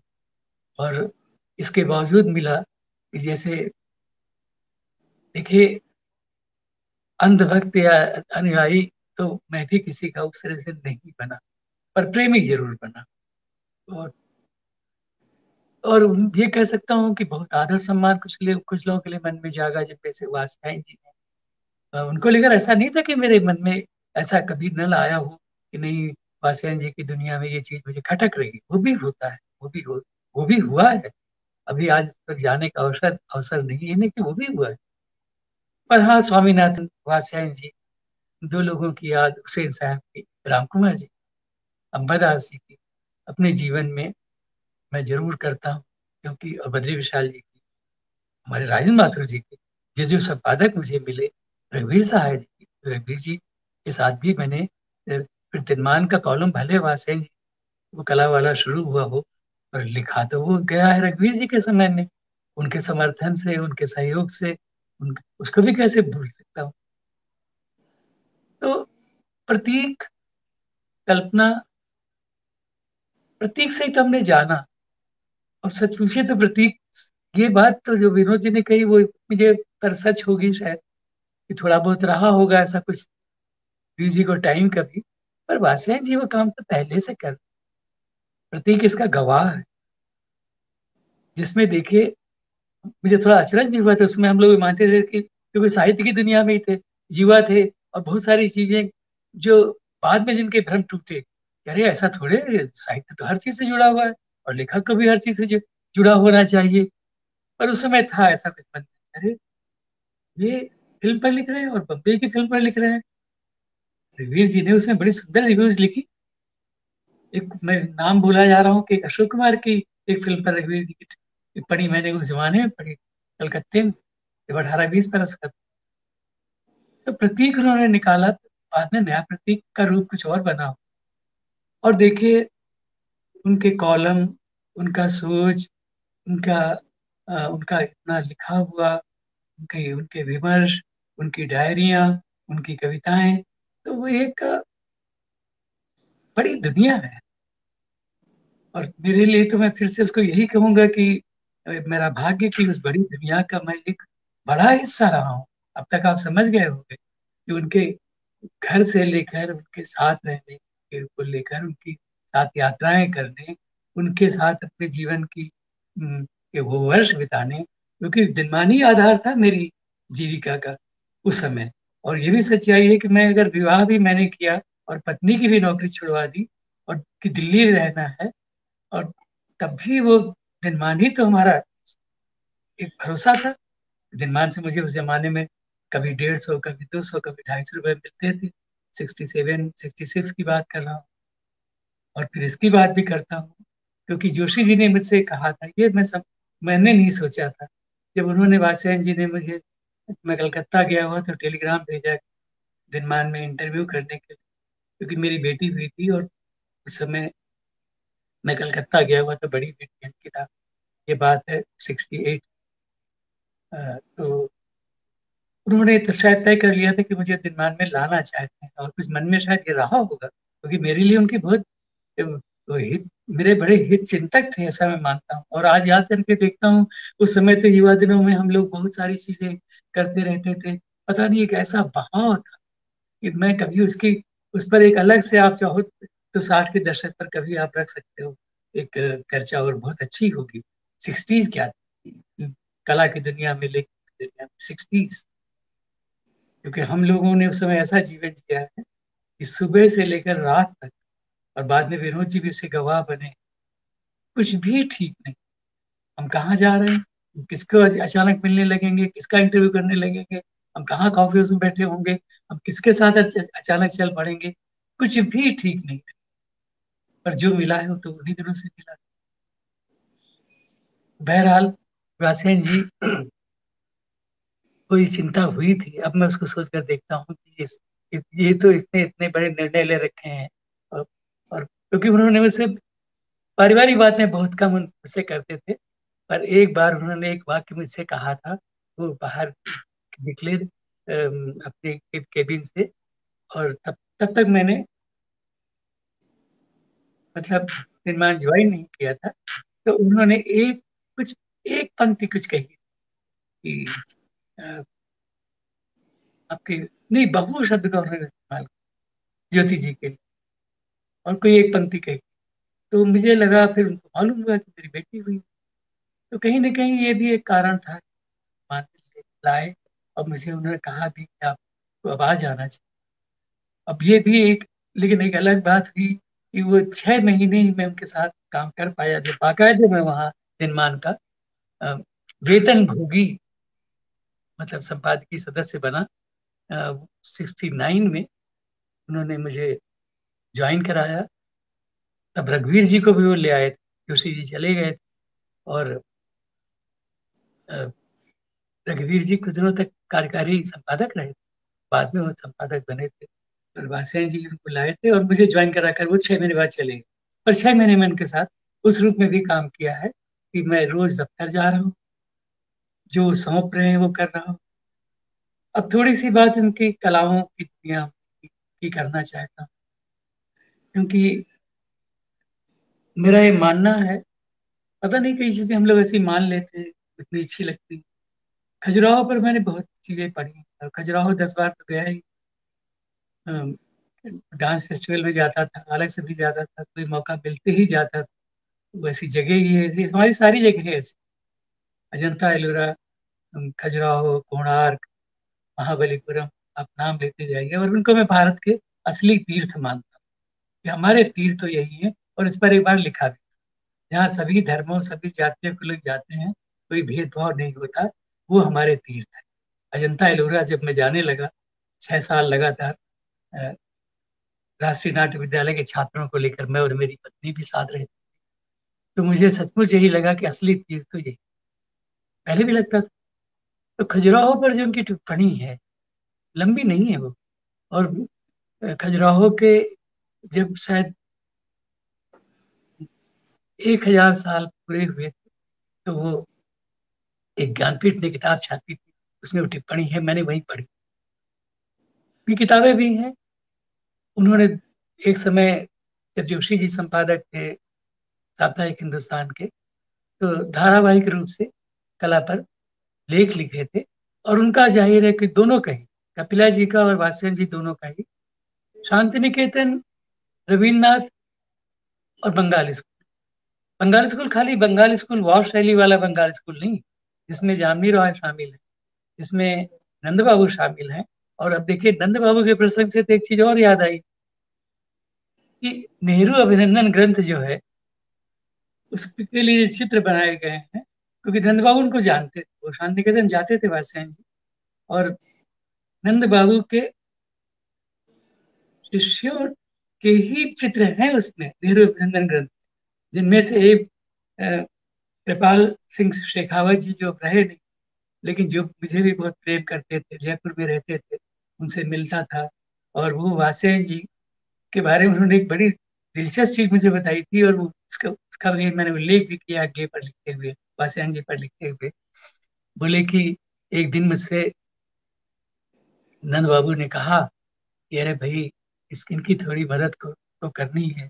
तो मैंने देखा कि हमारे सब हम एक भी वात्स्यायन जी बैठे हुए हैं, तब तक मैं उनको उस तरह जानता नहीं था।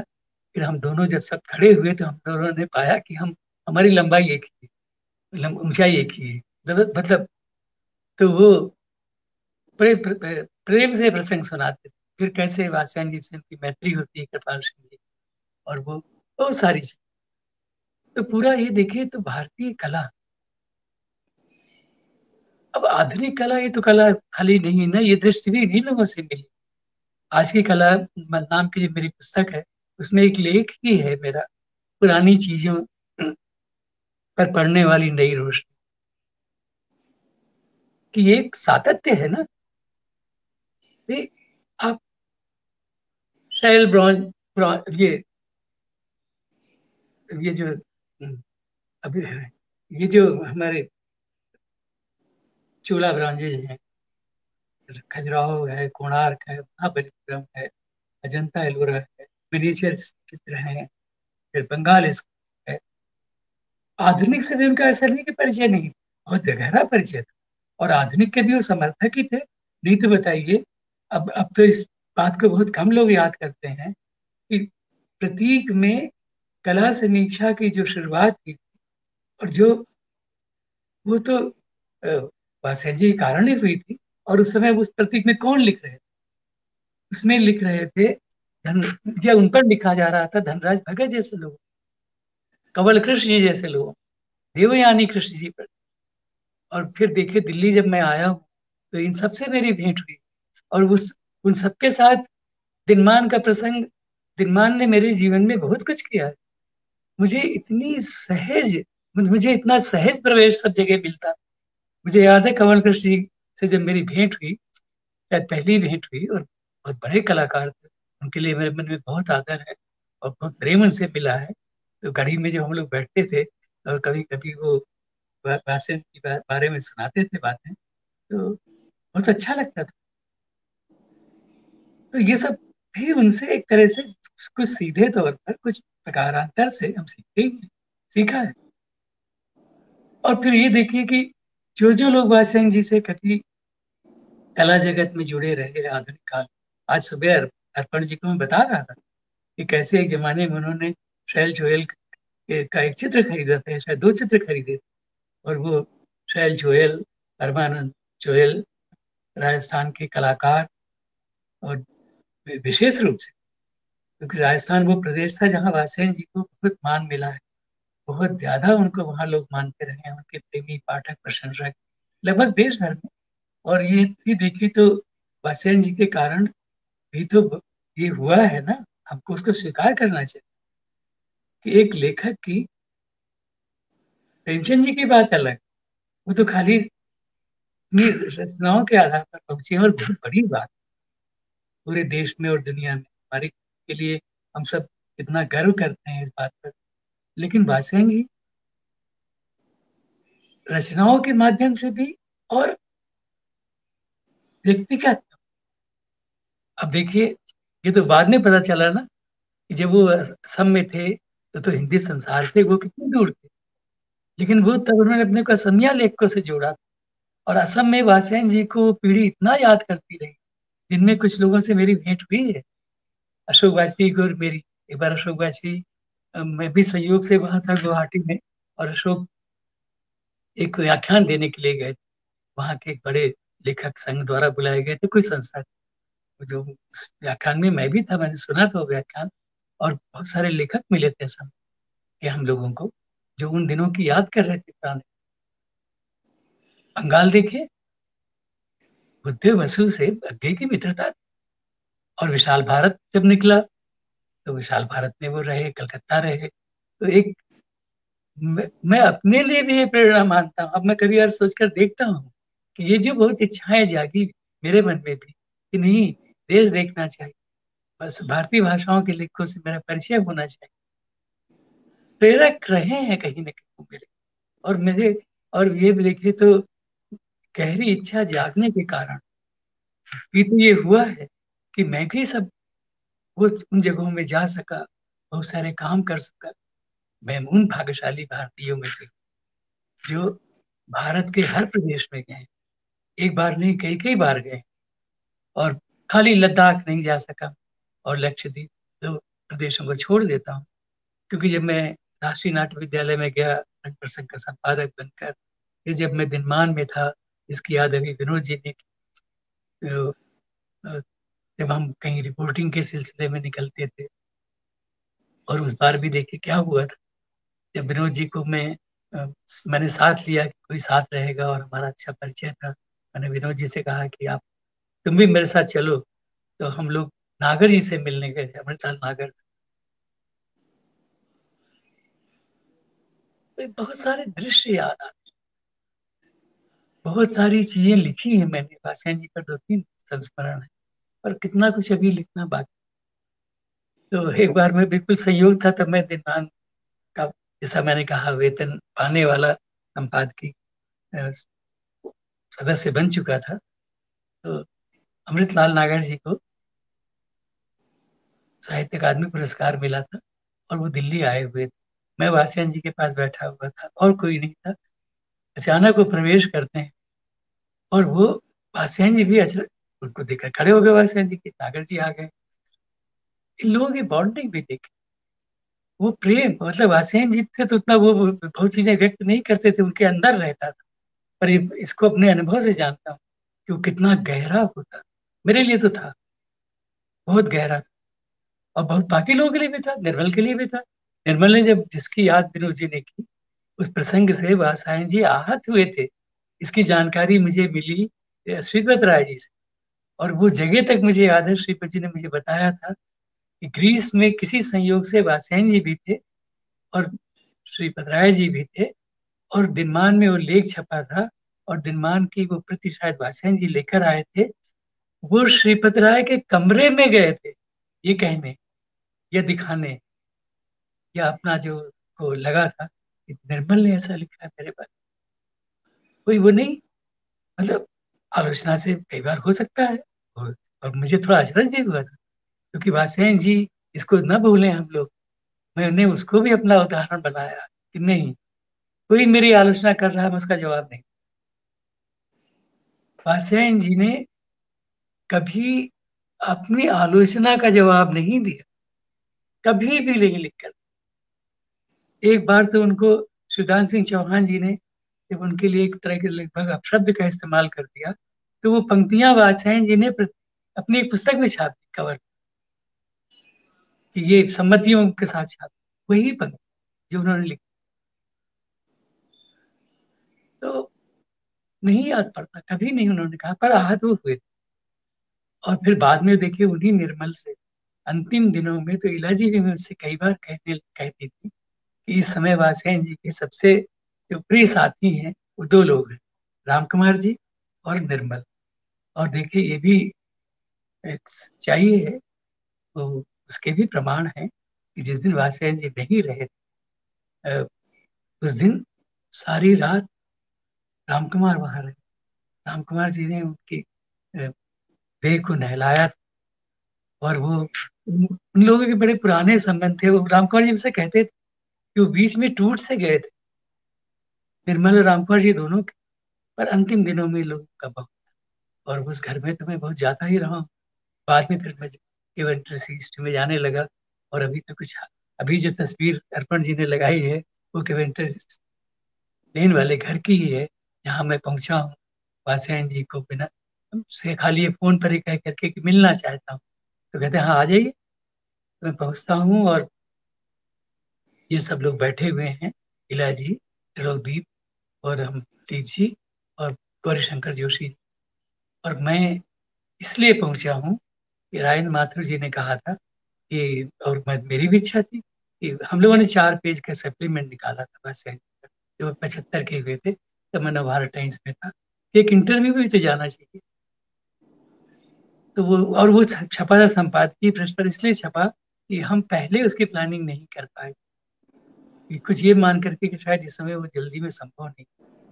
तो मैंने कहा रायन माथुर जी से कि एक कोशिश मैं करता हूँ, कलम नहीं रखूंगा हाथ में, कागज नहीं रखूंगा, जाऊंगा, वात्स्यायन जी से मिलूंगा, बातें करूंगा, और उस बातों बातों में ही एक इंटरव्यू करूंगा। तो वो संभव हुआ, वो छपा था, और वो बड़े प्रसन्न भी हुए थे। तो मुझे सूर्य ने कहा, हालांकि वो कहने के लिए था, शायद मना कर देते हो, क्योंकि बहुत सारे लोग उस समय आए हुए थे उनके उस जन्मोत्सव में। असंख्य यादें, और यादों से भी बढ़कर वो चीजें हैं जिनके साथ मैं रहा, उनका लेखन है। इसमें तो लेखा मैंने पता नहीं कितनी बार मैंने पढ़ी। जैसे पंत जी वाला लेख मुझे बहुत प्रिय है उनका, जो पंत जी पर, और उसमें कई तरह के अद्भुत तरह के संस्मरण है। कि उसमें उन्होंने लिखा है कि पंत जी तो उन लोगों में थे जो कि मतलब आप ही रिक्शा बुला दो, आप ही बैठा दो। और उनकी मतलब सुकुमारता पर बहुत सुंदर टिप्पणियां उन्होंने की हैं, और निराला पर तो अद्भुत है ही वो। सभी पर है, सरोजिनी नायडू पर जो उन्होंने लिखा है। अब देखिए, मुझे उस किताब की लगभग सारी चीजें याद, क्योंकि इतनी बार किताब मैंने पढ़ी। कभी किसी को उठा लेता था, किसी लेखक को, पर फिर से पढ़ने लगता था महेश। अब मैथिली जी का देखिए, उनका चिरगांव जाना, और चिरगांव की इतनी तस्वीरें हैं, और उनका जो संबंध सियाराम शरण गुप्त से था।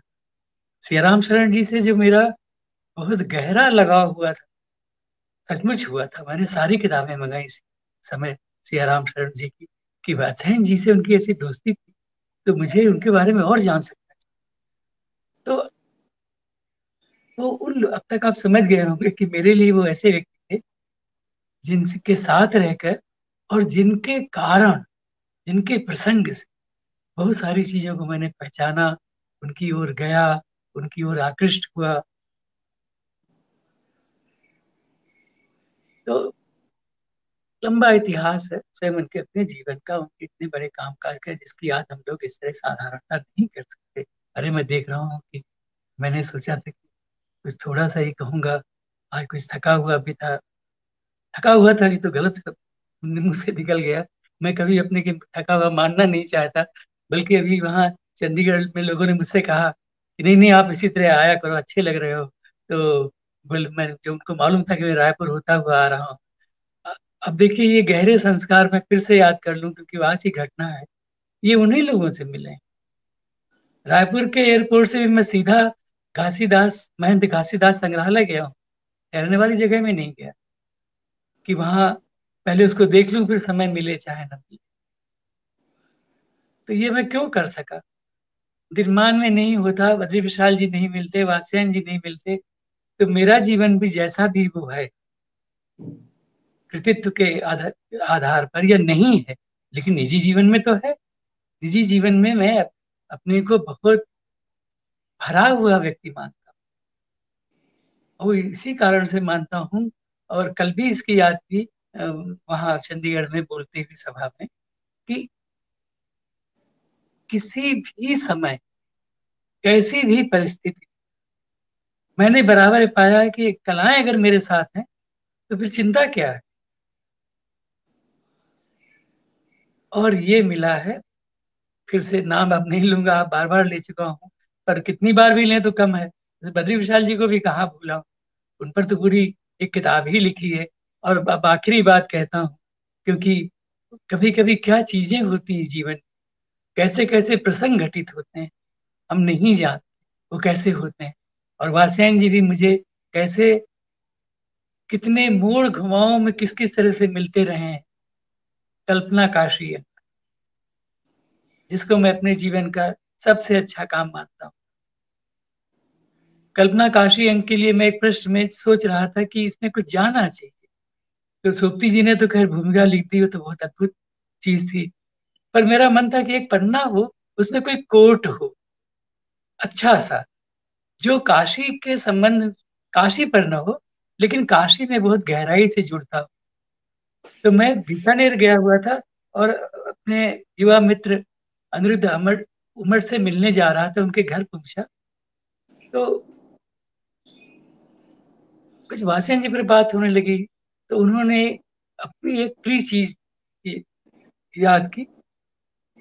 अब वो पूरा तो याद नहीं है, पर कल्पना काशी अंक तो यही है, तो मैं वो निकाल लेता हूँ।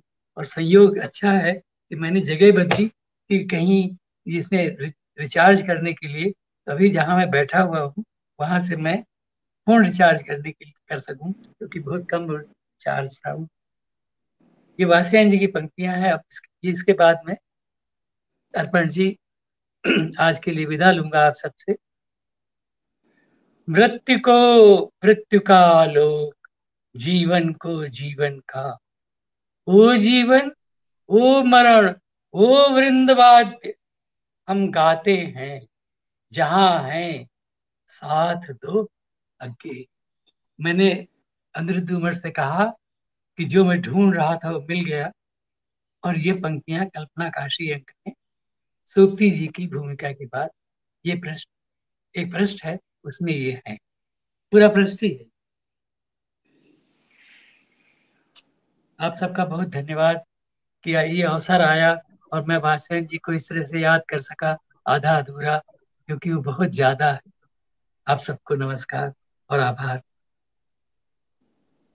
धन्यवाद प्रयाग जी, इतने सुंदर और इतने भावपूर्ण संस्मरणों के लिए, जिनमें जाने कितने संदर्भ आते चले गए सहज ही। मित्रों, आज की इस कड़ी पे हम लोग, आप लोग जान रहे हैं कि अज्ञे जी के रचनाकार पक्ष और संपादक पक्ष दोनों पर ही चर्चा कर रहे हैं। उचित ही आज प्रयाग जी और विनोद जी के माध्यम से दिनमान की और प्रतीक की चर्चा हुई। जिन विभिन्न पत्र पत्रिकाओं का संपादन कार्य अज्ञे जी करते रहे, उनमें से कुछ एक के नाम मैं यहां पर और ले लूं, कई लोग जान रहे हैं, फिर भी एक संदर्भ मात्र के लिए: सैनिक, विशाल भारत, प्रतीक, दिनमान, नव भारत टाइम्स, वॉक, एवरीमैन्स महत्वपूर्ण है। और मित्रों, विनोद जी अभी अज्ञे जी की कुछ कविताएं भी सुनाएंगे, और हम जानते हैं कि उन्होंने एक महत्वपूर्ण पुस्तक बृहद आधुनिक कलाकोश भी लिखी है। इस पुस्तक की भूमिका में भी वे दिनमान की चर्चा करते हैं, और अज्ञे के संपादक की चर्चा दिनमान के बगैर, प्रतीक के बगैर संभव ही नहीं है। तो अपनी इस भूमिका में विनोद जी क्या लिखते हैं, मैं उनकी ही कुछ पंक्तियां यहां पर रखता हूं। सन 1965 में दिनमान का प्रकाशन हिंदी पत्रकारिता में एक घटना थी। फिल्म, साहित्य, कला, संगीत, रंगमंच, यहां तक कि खेल भी, सरीखे स्तंभों को हिंदी में एक नई पहचान मिली। अज्ञे ने दिनमान के स्टाफ में हिंदी के कई बड़े आधुनिक लेखकों को नियुक्त किया था। वे सभी कलाओं की आवाजाही में विश्वास रखते थे, साथ ही अनेक विधाओं के निकट संपर्क में थे।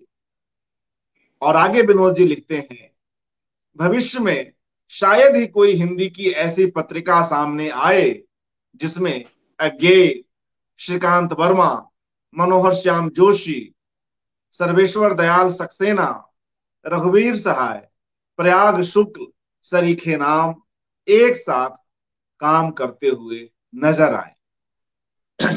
आधुनिक हिंदी पत्रकारिता का वह स्वर्ण युग था, अपनी समस्त सीमाओं के बावजूद।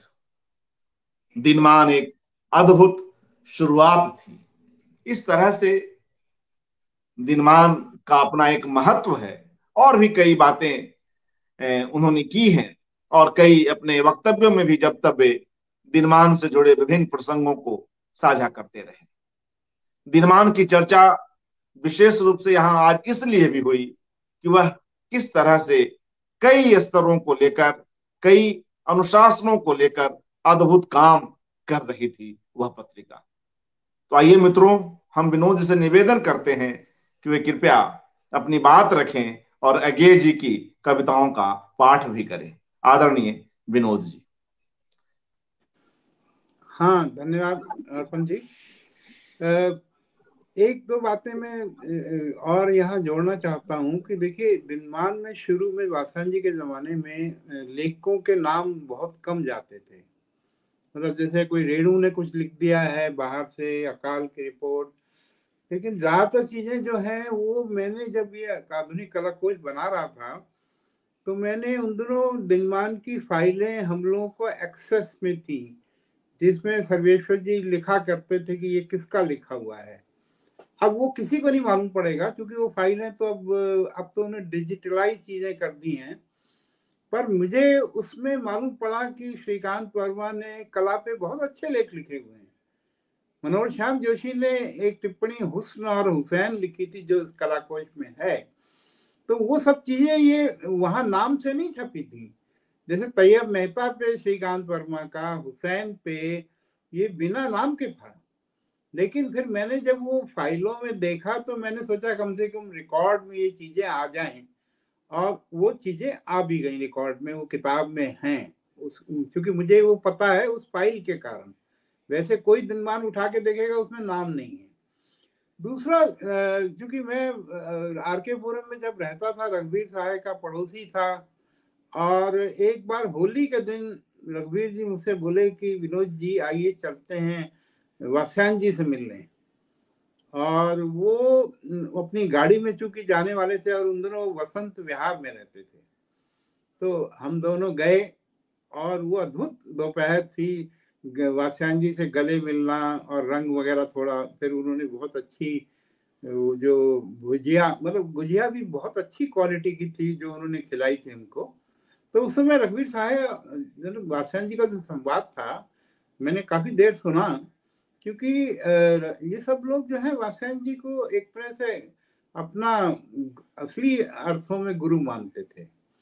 और मैं तो जैसा बता ही चुका हूं कि हम एक ऐसी जनरेशन के थे जो कि वात्स्यायन से सीधा संपर्क भले ना हो, लेकिन चूंकि जिनको हम गुरु मानते थे उनके गुरु वो थे, तो एक तरह से एक रिश्ता तो है ही। और दो कविताएं मैंने सदा नीरा में से ऐसी पढ़ रहा था, तो मुझे लगा कि उनकी कुछ कविताओं का पाठ भी ठीक रहेगा। दो कविताएं हैं, बहुत ज्यादा लंबी भी नहीं है, छोटी हैं, मैं उसको पढ़ता हूँ। ये सदा नीरा के दूसरे वॉल्यूम में छपी हैं। एक कविता उन्होंने बर्कले कैलिफोर्निया में 16 फरवरी 1969 को लिखी थी। अब देखिए वो हर एक कविता कहाँ लिखते थे, क्या वो ये सब डेट तक इसमें लिखी हुई है। इसका शीर्षक है क्यों। क्यों ये मेरी जिंदगी फूटे हुए पीपे तेल सी, बूंद बूंद अनदेखी चुई, काल की मिट्टी में रच गई। क्यों वह तुम्हारी हंसी घास की पत्ती पर टकी ओस सी, चमकने चमक को हुई कि अनुभव के ताप में उड़ गई। क्यों जब प्यार नहीं रहा तो याद मन में फंसी रह गई।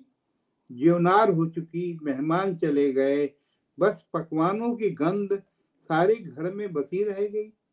क्यों ये मेरा सवाल अपनी कोंच से मुझे तड़पाता है रात भर, जैसे टाण में अखबारों की गड्डी में छिपा चूहा करता रहे कुतर कुतर खुसर पुसर। ये इन्होंने कैलिफोर्निया में कविता लिखी थी, मतलब भारत में नहीं। एक छोटी सी कविता है जो कि मुझे वो भी अच्छी लगती है, वो भी 70 की है। क्योंकि सदा नीरा में ये उन्होंने अपने निधन से एक साल पहले ही शायद ये संकलन फाइनल किया था, और इसकी भूमिका भी लिखी थी। ये है समाधि लेख, बहुत छोटी सी कविता है। एक समुद्र, एक हवा, एक नाव, एक आकांक्षा, एक याद, जो सब थे मुझे प्यारे, इन्हीं के लाए मैं यहाँ आया, यानी तुम्हारे। पर तुम कहाँ हो, कौन से किनारे। ये 1970 की कविता है। तो मैं वात्स्यायन जी के 111वें जन्मदिन पे उनको, उनकी स्मृति को नमन करता हूँ। हाँ अर्पण जी। जी शुक्रिया विनोद जी और प्रयाग जी, आप दोनों के ही सौजन्य से और आप दोनों की भागीदारी से यह चर्चा संभव हुई और इस मुकाम तक पहुंची। जो मित्रगण इस कार्यक्रम में जुड़े रहे, मैं एक बार उनके नाम ले लूं। किरण कुमार मोदक, बाल कीर्ति और राम कुमार तिवारी जी, शेफाली चौबे जी, चंद्रकला त्रिपाठी जी, तारा सिंह, शिवनाथ मिश्र जी, संजीव बख्शी जी, रूपा जी, उदय भानु पांडे जी, महेंद्र रंगा, उर्मिला जी, शर्मिला बोहरा जी, किरण ग्रोवर जी, योगिता यादव जी, और कुछ एक नाम जिनकी प्रतिक्रियाएं हमारे पास आई, आशा राठौर जी, और कुछ मित्रगण जिनमें सुनील सिंह जी, महादेवी वर्मा सृजन पीठ, अरुण सितांश जी, अंशुमति, विक्रम जी, और सीमा सिंह, शिवदयाल जी, तिलक पटेल जी, मोहन सिंह, अजय कुमार, श्वेता जी, इंदु चौबे, राकेश सोनी, प्रीति जायसवाल, शिवनाथ जी, चंद्रभान जी, शुभांगी श्रीवास्तव, तारा सिंह, अंजू ढड्ढा जी, संजय बर्मन जी, और तमाम मित्रगण। तो मित्रों, आज की यह कड़ी यहीं समाप्त होती है। कल हम अज्ञे जी के कुछ अन्य पक्षों के साथ पुनः प्रस्तुत होंगे। तब तक के लिए आप सभी को शुभ रात्रि। नमस्कार सभी वक्ताओं।